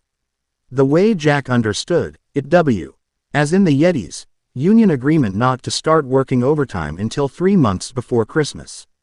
Jack figured it was about an hour after quitting time because there were only the elves moving about the place. He didn't spot the big man anywhere, so he continued on his way. North. Hey North, you in here? Jack called as he approached the door to North's office. He didn't bother knocking before entering the office since he'd already announced himself. North was sitting in his chair at his desk. There wasn't any music playing. Instead of the ice sculptures Jack was used to seeing on the desk, North was reading one of the books from the shelves. Jack felt a bit of excitement spark in him at the sight. The last time he'd found North like this, he'd been planning and designing a working ice-model of the 1988 Buran Space Shuttle and Launchpad 110-37. Whatever North was working on now, it was going to be big. Hello Jack, North greeted without looking up from the page he was reading. He held up one finger to ask for a moment of quiet while he got to a good stopping point and closed his book after marking the page. He set the book on his desk and turned to give his full attention to Jack. That was one reason why Jack liked spending time with North above all the other Guardians. North treated him differently, like a little brother rather than just a friend. It was the closest Jack had to family since he'd died. Hey, how's it going? Jack continued with the formalities.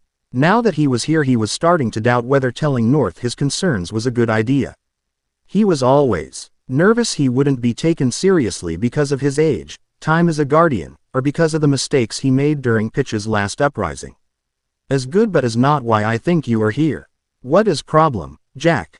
North could see that Jack was doing some deep thinking and was troubled by something. Do you know of a spirit named Harry? I met him last night. Mim told me to help him, so I did, but the guy seemed a bit strange. Harry, I do recognize name but cannot put face on. He has a unique power. He calls himself Master of Death and his job is to lead children to the hereafter. Jack expected that to get a big reaction out of North. He was very protective of the children, and Jack was sure that the news of a spirit taking children to their deaths would outrage him. Instead, North just sat looking pensive. You know him. You knew he was around and didn't tell anyone. This guy could be a serious threat to everything. Jack couldn't believe it. In his distress, he was letting his thoughts run away with him. Calm, Jack, calm. Do not be conclusion jumping about him. I do not know him well.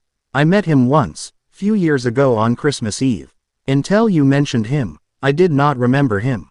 North said in a deeply pensive voice. Here, sit. Is long story and longer discussion, I think, North said, pulling a smaller stool out for Jack to sit on. It had originally been used as a table for trays of cookies since North rarely had any room on his desk. After Jack kept clearing it off to use every time he visited, it became his. He sat and got comfortable. He had a feeling North was right about how long this talk would take, but he doubted he'd remain sitting for very long after North finished telling him about meeting Harry. Was Christmas night 7 years ago. I was in India around the border with China. I was visiting home, giving gifts, as normal. Suddenly, I hear someone cough behind me and my skin nearly jumped off. At first, I thought child had found me. But no, I turn and there is spirit that looked bit older than you standing in doorway to only other room in house. He introduced himself as Harry and asked if I have bit of time to give him. You know Jack how busy I am on Christmas, but I say yes because I am curious. He led me into other room where whole family was sleeping. There was one little girl seated with back against wall looking asleep but opened eyes when we approached. Jack, it was terrible sight. She was so thin that her skin stretched over bones like she hadn't eaten in months. She looked very weak. Her eyes were full of fear, pain, and sadness. I turned to Harry and asked him what was wrong with girl. He called it malnourishment, not enough food to eat. Girl was dying because of it. Harry, you are spirit. You protect children. You must save her, I say. He say, I can't. I'm sorry. I'm the master of dead, not death itself. I can't stop it. All I can do is help them find their way. I look back to girl and she has seen us. And it was miracle thing to see. When she saw me her eyes changed. There was spark of wonder in them. I knelt down next to her and put my hand on her shoulder in comfort. Right before my eyes the spark of wonder grew in her eyes until there was no more fear or pain or sadness, only wonder. Was one of best Christmas gift I ever give. I watched as Harry took her hand and then he disappeared as light went out of girl's eyes. That was last time I saw him. I went on to finish Christmas. After that, I looked for him but eventually forgot about him when I didn't find him. So you see, Jack, meeting me meant little girl was no longer afraid. If Harry was as bad as Pitch, he would have hidden from me and preyed on girl's fear instead of trying to console her. All right, so maybe he isn't pure evil. But he's still a suspicious character. He's bad news. Jack stood up and started pacing. Jack, we are guardians. We don't go around falsely accusing spirits we don't know. It isn't a false accusation if it's true, Jack stopped and argued. But you don't know that for sure. He is, what is saying, innocent until proven not. Innocent until proven guilty, Jack corrected automatically. As what I say, no. RTH dismissed the correction of his English as usual with a shrug. All spirits have purpose. Jack is like children though. Some do good and some do bad but all are respected for who they are. Unless they threaten the children or us. We leave them alone to work. We are guardians Jack, not KGB. But what if we had proof or? Like what? Why you think this spirit is as bad as Pitch? I don't think. He's as bad as Pitch but I still think he's bad. Why? And don't say because of his job. Man in Moon does everything for reason, North warned. He didn't mind Jack speaking. His mind but only if High's argument was thought out and presented rationally. He would not tolerate blind accusations against Mim or any other spirit. Okay fine. Aside from the whole Master of Death thing, there's still something off about him. Like his reactions. He moves too quickly and silently. Is not necessarily bad, North countered. It was true that in the human world these abilities were most commonly found in fighters. However, many of the spirits of childhood had developed agility and silence to meet the demands of their jobs without getting caught by children. It wasn't a strong argument and both Jack and North knew it. Okay, but he has this way that he stands, Jack tried to explain. From the skeptic look on North's face he could tell it was a poor attempt.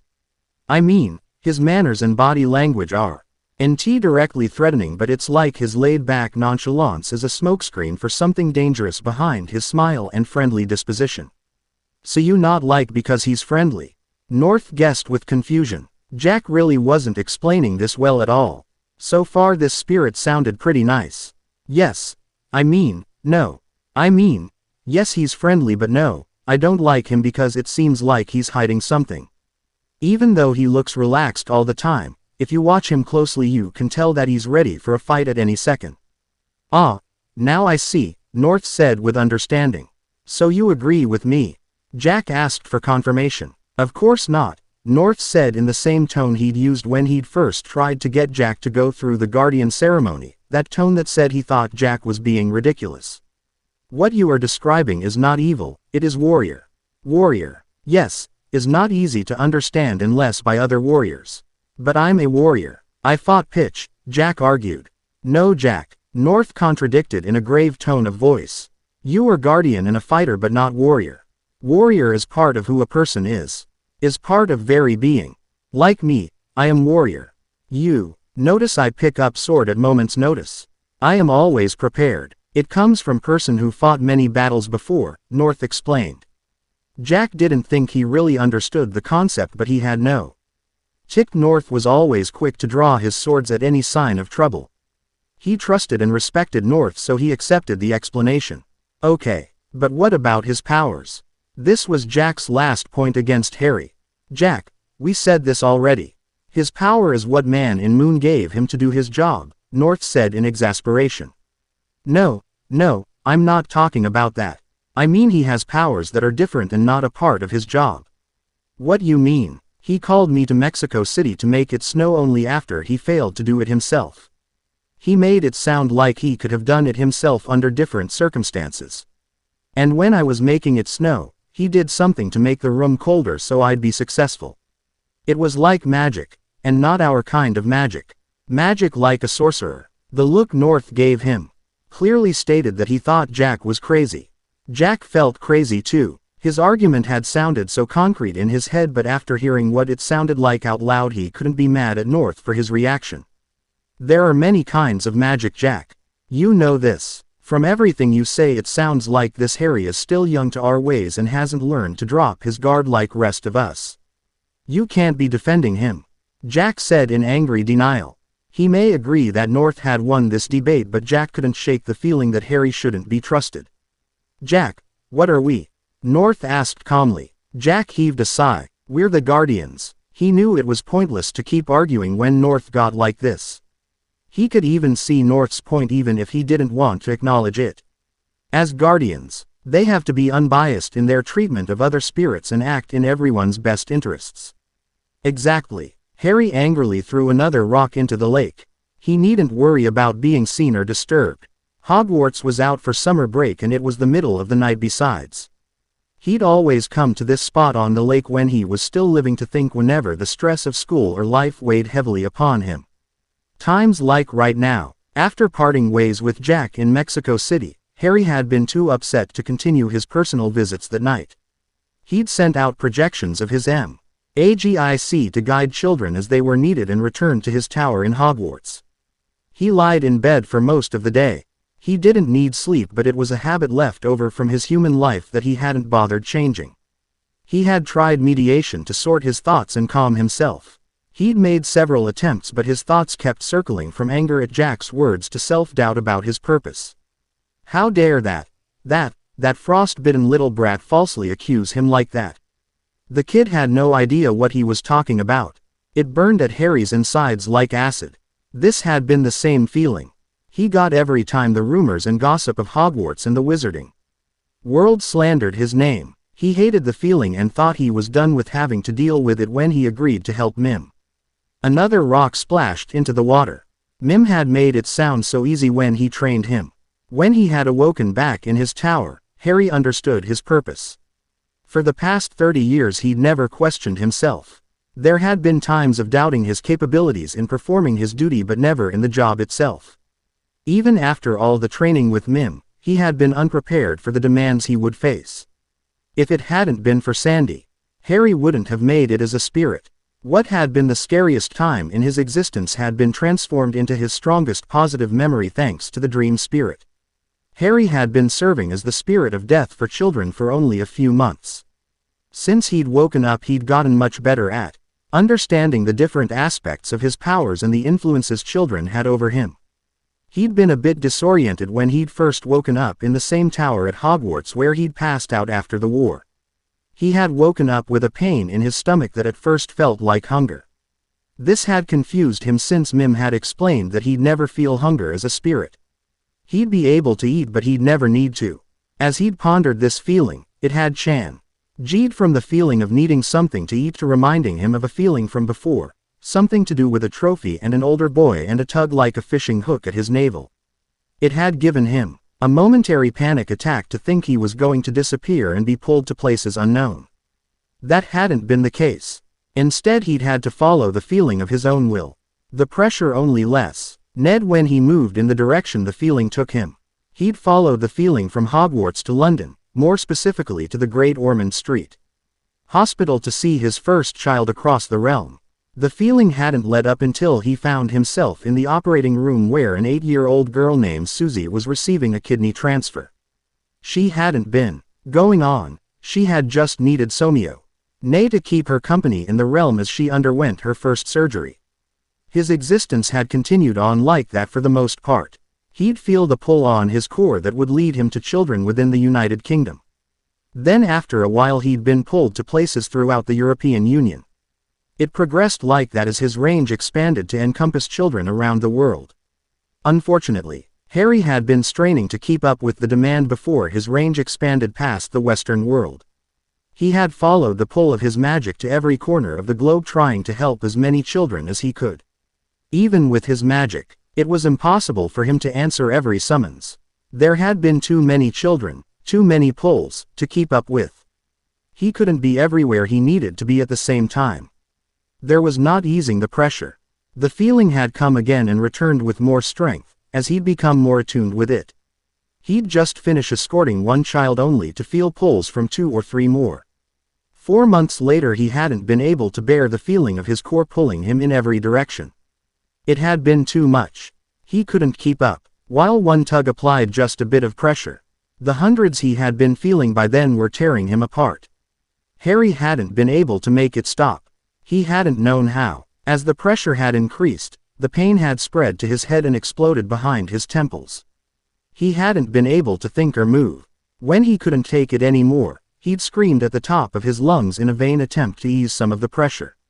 After he'd ran out of breath, he'd wrapped his arms around his middle, sank to his knees and pressed his forehead into the earth.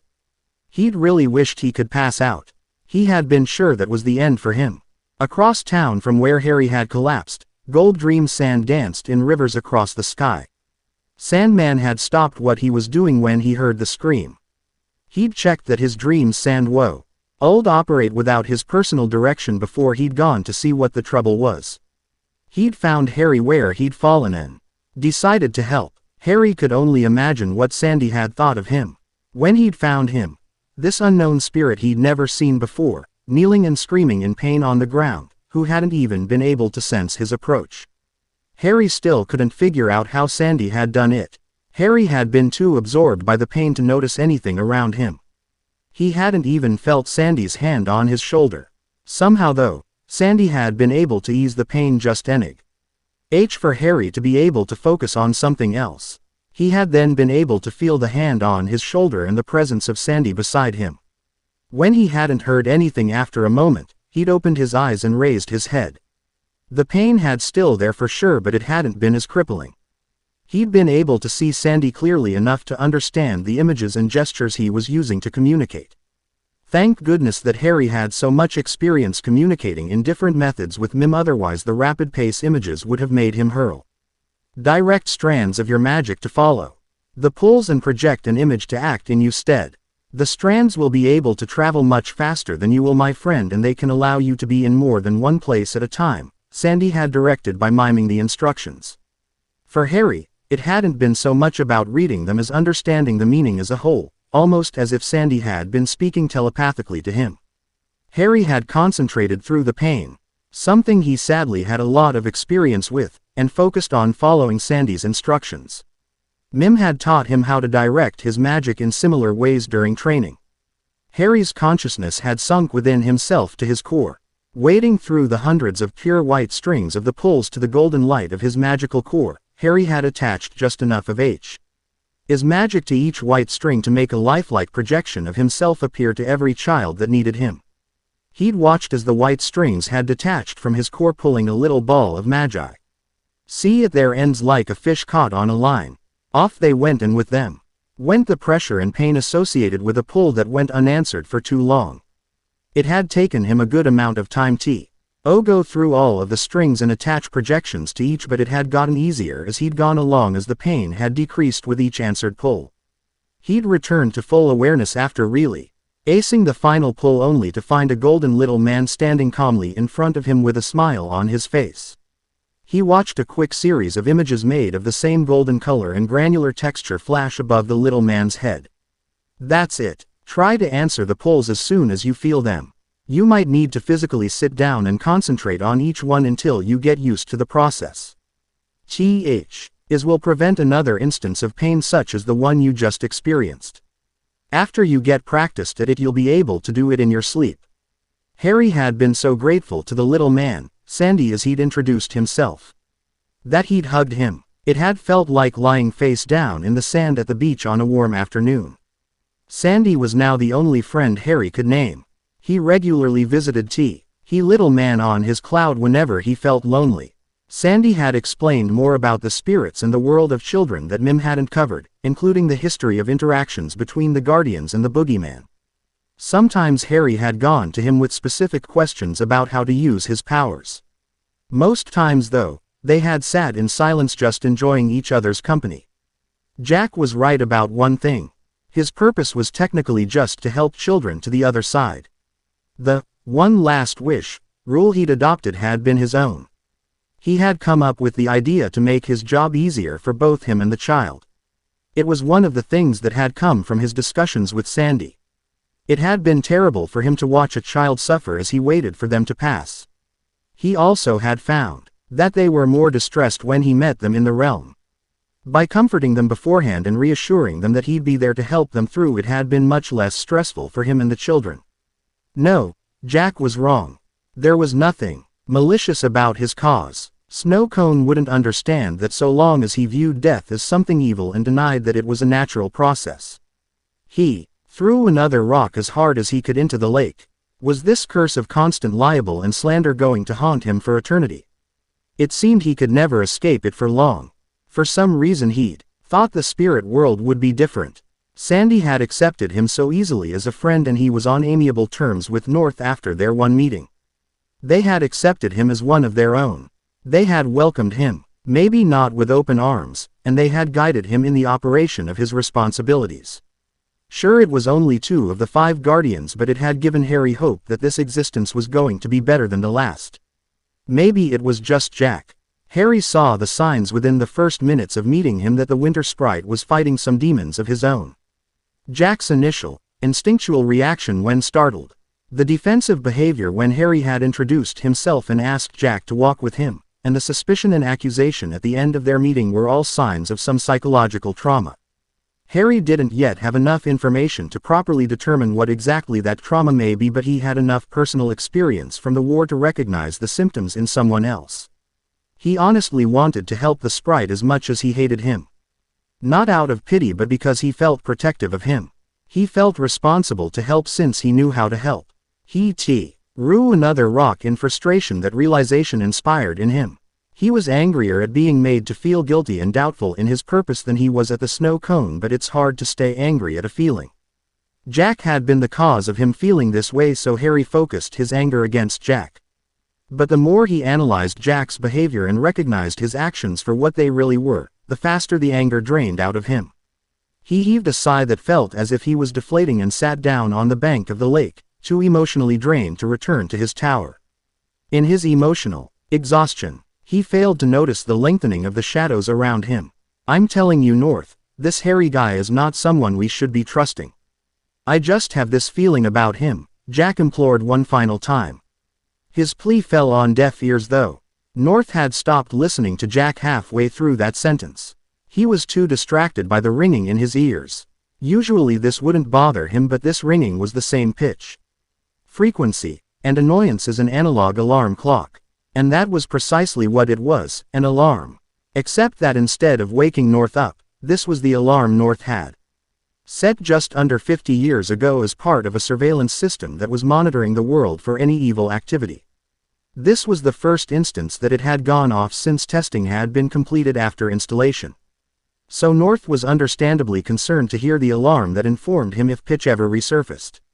Come with me, Jack. North interrupted Jack mid-rant and walked out the door without waiting for him.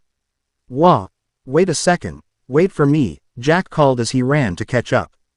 Jack followed North from his office to the command platform that overlooked the globe. To Jack, everything looked as it should. The globe was illuminated and it was rotating, as it should. North, on the other hand, knew what to look for. As the globe spun, his eyes scanned its surface in search of anything out of the norm. It shouldn't be hard to spot once it was in view.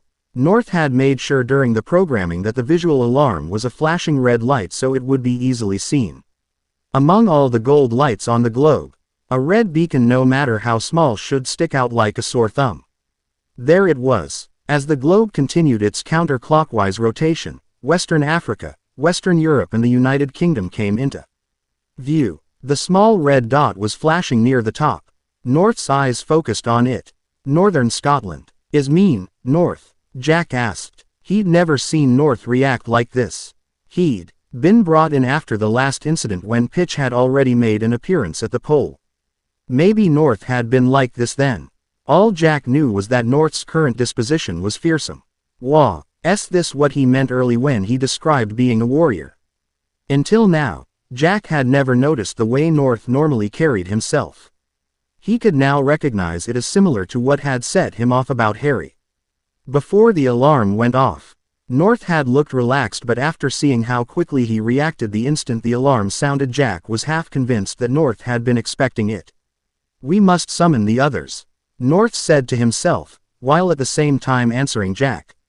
He strode over to the control panel and activated the signal. He gave a quarter turn counterclockwise and depressed the handle. The aurora borealis sprung up from around the globe and radiated rosy pink and light green across the sky. Hopefully, the others would respond expediently. The attack came suddenly and without warning. The very fact that Harry was caught unawares was perhaps the only reason the ambush was successful in the first place. The shadows snuck up from behind him, disguising themselves in the eternal shadows of the trees and rocks until they were close enough to pounce. They moved so silently that Harry wasn't aware of their presence until they were on him. It was all he could do to try and resist the invasion.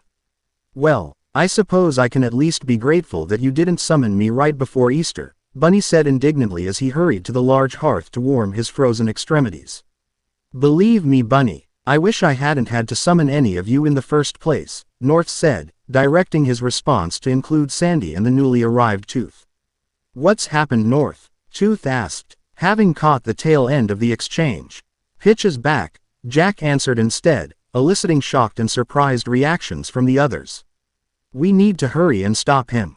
North gave him a disapproving look for his impatient announcement. Jack couldn't stop himself from flinching slightly at the reprimand. While the alarm had detected dark activity, it would be folly to assume it was Pitch without further information. "We do not know that for sure," North countered in a commanding voice. The confidence in his tone prevented the onset of the others' overreactions. "You can see that Allah has indicated dark activity in north part of Scotland, but we have no way of knowing for sure if it is Pitch or some new darkness." "It can't be Pitch, though, can it?" Tooth asked, nervousness and uncertainty clear in her voice. "I mean, it's been less than a century since we last defeated him. Surely he couldn't have regained his powers so quickly. While that is true, Pitch has managed to surprise us before. The fact is I can think of no one else who it could be." "Have any of you noticed anything unusual?" North countered, directing the question mostly to Sandy and Tooth, who had more contact with the human world throughout the year. Bunny remained silent while Tooth consulted with the 4 baby teeth that had accompanied her, and Sandy shook his head negatively. Jack for his part tried to hold his tongue after the chastising North had given him earlier in his office. However, even after North's explanations, Jack couldn't shake the feeling that there was something innately different and dangerous about the death spirit. Several minutes passed waiting for Tooth to finish conversing with her fairies. In the end, she reported that none of her fairies had noticed anything out of the ordinary in the last few decades. Jack couldn't take it anymore. Even if North was right about Harry, the others should still be informed of his existence and power. "I met a spirit who could possibly be connected," Jack finally announced. Bunny, Sandy, and Tooth and her fairies all looked his way, awaiting more details. However, North shot him such a disapproving and disappointed look that Jack Arlie wished he could withdraw his statement. "Too late for that now. He said his name is Harry. I met him just the other night in a little boy's hospital room. He has strange powers. I'm not sure what all he can do, but one thing for sure is he said his purpose was to escort children across the realms when they die." His last sentence electing looks of shock from everyone but North, including a gasp from Tooth. "Let's not be too hasty," North said. "Even if his purpose seems dark to us, we may not have all the information." "Are you kidding?" Bunny asked in disbelief. "There's a spirit out there, hopping between realms, and you honestly think he's not a threat? You've been drinking too much hot chocolate, mate. Any spirit with that kind of power cannot be trusted." Wait. Tooth flew between North and Bunny, effectively cutting off their argument before it got out of hand. She then turned to Jack and asked, "You said this spirit's name is Harry?" She had a nagging feeling of familiar in the pit of her stomach, but she needed more information to confirm her suspicions. What else do you know of him? So Jack told them everything about the night he met Harry and all his suspicions he'd discussed with North. Darkness and pain, those were the only sensations Harry could register at the moment. It was strange to be surrounded by complete darkness when he could feel that his eyes were still open. The pain, on the other hand, was the bigger problem. It was unbearable to be sure, but what was worse was that it was a pain he had experienced before. He could not recall exactly when or where he had felt this way, but it inspired a deep fear that chilled him to his bones. Jack sighed in impatience. The other Guardians had been debating on what course of action they should take guarding the threat in northern Scotland for the past 10 minutes. After Jack had finished telling them about Harry, Bunny of course was still skeptical about this new spirit, but Tooth and Sandy had both dismissed Jack's concerns with more conviction than North. At that point, North had stepped in to draw their attention back to the original reason he had summoned them. They were getting nowhere with all this discussion. That wasn't to say Jack considered it irrelevant or a waste of time in the wider view of things. However, right now, at this very moment, they had more important things to do. Every second spent in this ill-timed conversation was one more second that Pitch, or whatever darkness had arisen, had to make an escape. Enough, he shouted, cutting off Bunny mid-sentence. Well, now that he had their attention, he'd best make his point before Bunny got on his case for the interruption. We don't have time to keep arguing about what to do. Whatever caused the alarm to go off will be gone from the scene by the time we get there if we don't leave now. I'm going, with or without you. And with that, he leapt from the railing to the top of the globe and out of an open window in the skylight, calling the wind to catch him. The others were soon to follow. It may have been due to fatigue or his wandering thoughts and subsequent inattention, or a combination of both, but Harry's defenses were down long enough that whatever was attacking him had gotten a hold. The agonizing sensation made him think of the searing pain of the cruciatus mixed with the dreadful, bone-deep chilling suction of being nearly kissed by a dementor. No matter what he tried, he couldn't push this strange force away. The cold sunk deep within him through his mouth and nose and down within his chest. Once there, it wrapped around a part of Harry's being and drew it out. Harry began to panic. This was unlike any attack he'd ever faced. With the war against Voldemort, he'd become well acquainted with the feelings and effects of mind attacks. Despite his dismal achievements in occlumency, he'd still managed to find his own way to evade the worst of the mental invasion. This, however, was something he didn't know how to defend against. He didn't know what the purpose of the attack was and therefore couldn't implement countermeasures. All he could do was ride out the pain and hope he came out of this in one piece. In the dark of his underground hideout, Pitch chuckled darkly as he absorbed Harry's trans-realm powers. He usually tried to avoid involving neutral parties in his coups to overthrow the Guardians because they had a bad habit of allying against him. This was an exception, since taking Harry's powers over the realm in between would completely cripple the spirit and put him out of the game. He first started taking notice of the new spirit once Harry had gotten control of his powers. He'd been able to feel a drastic decline in the fear of children about to die, and soon after figured out Harry's purpose and abilities. He hadn't been pleased to find one of his few remaining power sources being cut off. However, his anger soon turned to excitement as he considered the possibilities of such a power, when used properly, to cause greater fear instead of eliminating it. He'd learned from his mistakes with trying to recruit Jack. Unlike his premeditated strike against Sandy, Jack hadn't been in his plans. He hadn't accounted for Jack to be a serious player in the game, so all of his actions to win the Snow Spirit as an ally had been made on the fly. His misjudgment of Mim and Jack had been his downfall. He couldn't afford to risk losing again. It was much less of a hassle to just take what he wanted instead of having to deal with an unpredictable player. Oh, the things he could do with these abilities. The possibilities were endless. It was such a pity Harry Potter hadn't been around when he tried to take on the Guardians 50 years ago. No matter, he had the power now. The Guardians wouldn't know what hit them. Things were looking up. I knew it. Harry looked up at the sound of the angry voice. He felt surprisingly much better than he expected after what had just happened. He had expected to feel like a black hole had opened in his chest and was going to consume him. Instead, he felt drained, a little out of breath, and shaky. What he wouldn't I've at that moment for a bite of chocolate. He didn't have long to ponder his personal health as he pulled himself onto his feet. He barely had time to stand straight before he had to dodge a blast of frost. That was close. With his limbs aching worse than after a 4-hour Quidditch practice with wood, it had taken all of his reflexes to avoid being hit.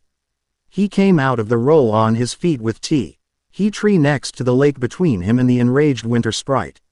He called up the last of his magic to hastily cast the strongest shield he could on the tree as he got into position within a 5-meter radius of it.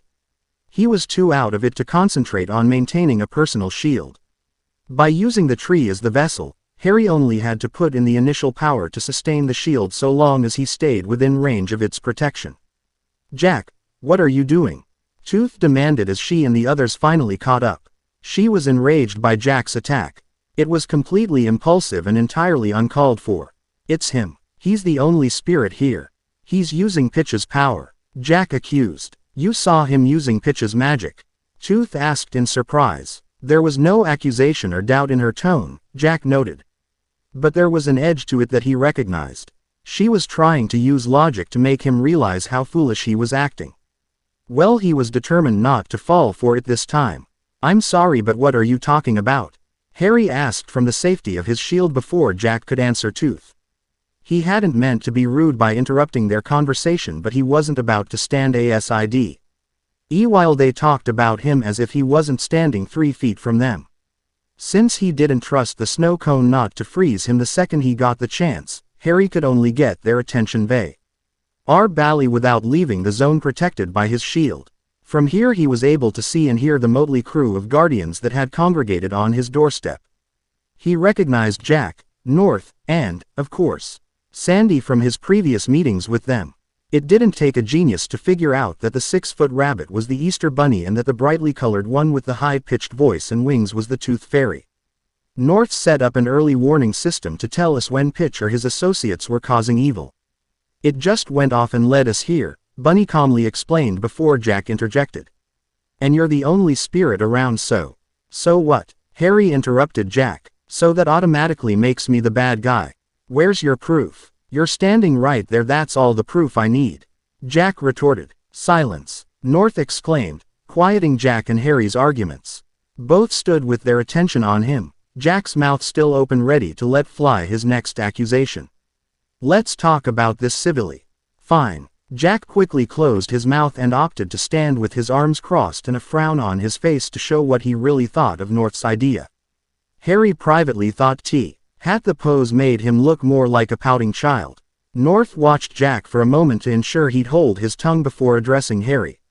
"Now Harry," North began, sounding to Harry as if they had all just sat down to tea to exchange pleasantries instead of standing outside on the grounds of Hogwarts in the middle of the night.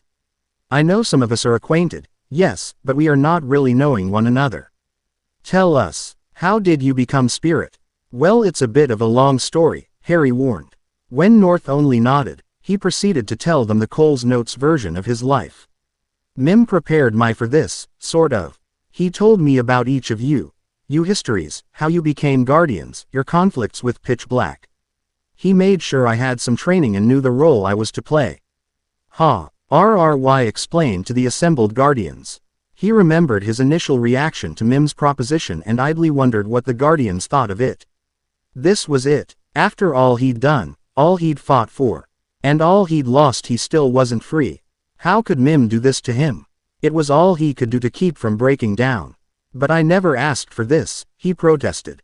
"All I ever wanted was to be myself, with people who love me." "Just Harry," he said as calmly as he could with a lump in the back of his throat and tears pooling in his eyes. "That is why you are the best suited to the task. Do not be alarmed," Mim said a little hurriedly when he saw the panicked look start to creep into Harry's expression. "You will not be called upon to become a guardian until you are needed." Harry took a moment to collect himself before he registered the implications of what he had just been told. "But you at least suspect I will be needed in the near future. You just said you'd been planning for it almost my whole life." "Yes, it is true. I think I will need to call on you sooner than I have the others. That is why I have arranged to train you." I am preparing you in a way that was not necessary. With the others because you will have less time to get accustomed to you role. Harry felt the constricting band around his lungs release with the panic. He could not be angry at Mim for conspiring against him in this way. Unlike Dumbledore and the wizarding world, who all had made plans without his input, Mim was trying to do right by him. Even if Mim was withholding some information from him, He was giving Harry most of the main facts. More importantly, Mim was going to train him to be ready for what he had to do, not just pat him on the head and send him off to play expecting him to later pull a miracle out of his ass. Harry felt his respect for Mim deepen tenfold. Sometime during his tale, everyone had made themselves comfortable. Sandy had fashioned himself a comfy-looking chair from his dream sands.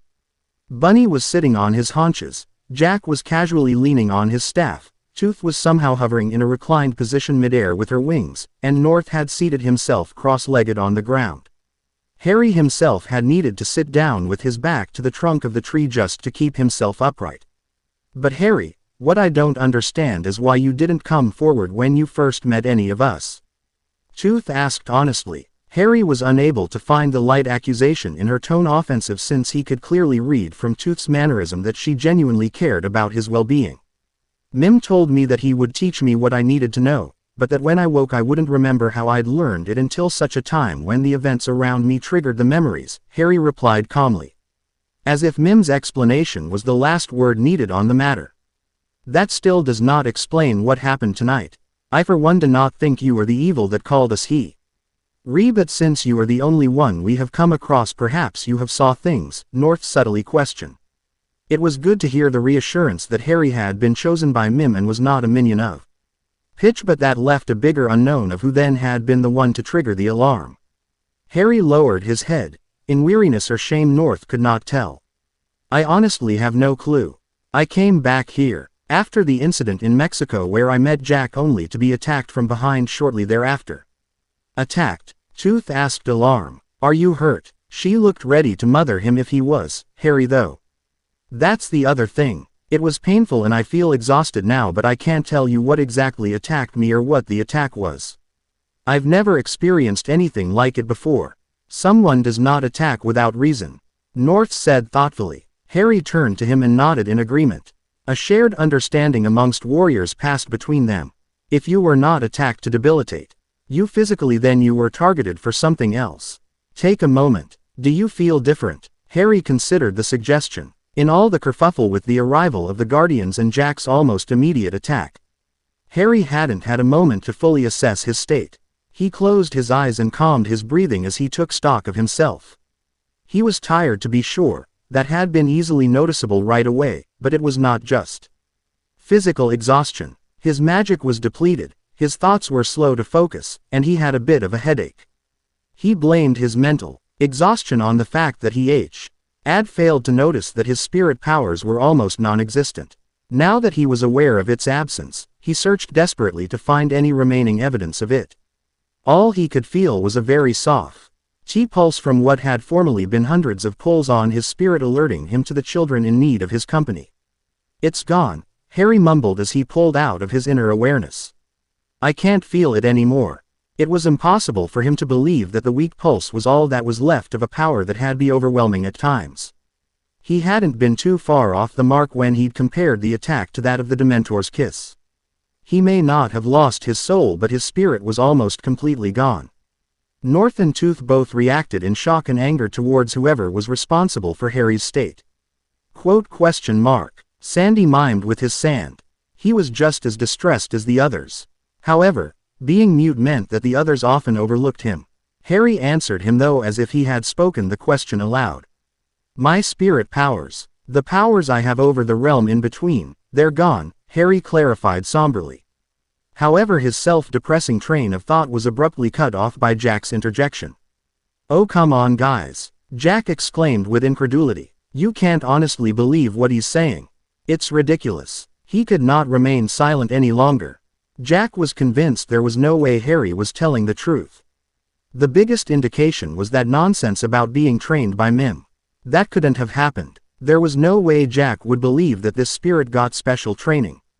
When Mim had left Jack to fend for himself with nothing but his name for centuries, Jack, show some compassion, Tooth reprimanded in a stage whisper, her anger inhibiting her ability to speak any more softly. Jack wasn't having any of it. He continued on as if he hadn't heard. Bunny, you haven't said anything since we arrived, help me out. Here, he implored, interpreting Bunny's silence up till this point as support for his cause. Sorry kid, no can do, Bunny replied. What do you mean? How can you of all spirits not suspect this guy? You gave me hell when I was called to be a guardian. You take sides with an unknown without question. Jack asked in disbelief. Of all the guardians, he had expected Bunny to be his greatest ally in this argument. Now it was looking like he was on his own, again. The unintentional betrayal hurt more than Jack wanted to admit. I gave you hell because you were always a little shit with no interest in helping anyone but yourself. Easter of 68. Again, will you never let that go? Jack mumbled in exasperation. Besides, Bunny continued as if Jack hadn't spoken, he's not an unknown.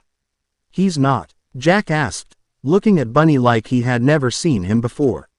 North and Tooth, too, wore expressions of curiosity. Only Sandy was nodding his head in agreement. Nope, he's the Potter kid. This declaration was met by mixed reactions. The most notable of which was Harry Potter's expression of abject shock.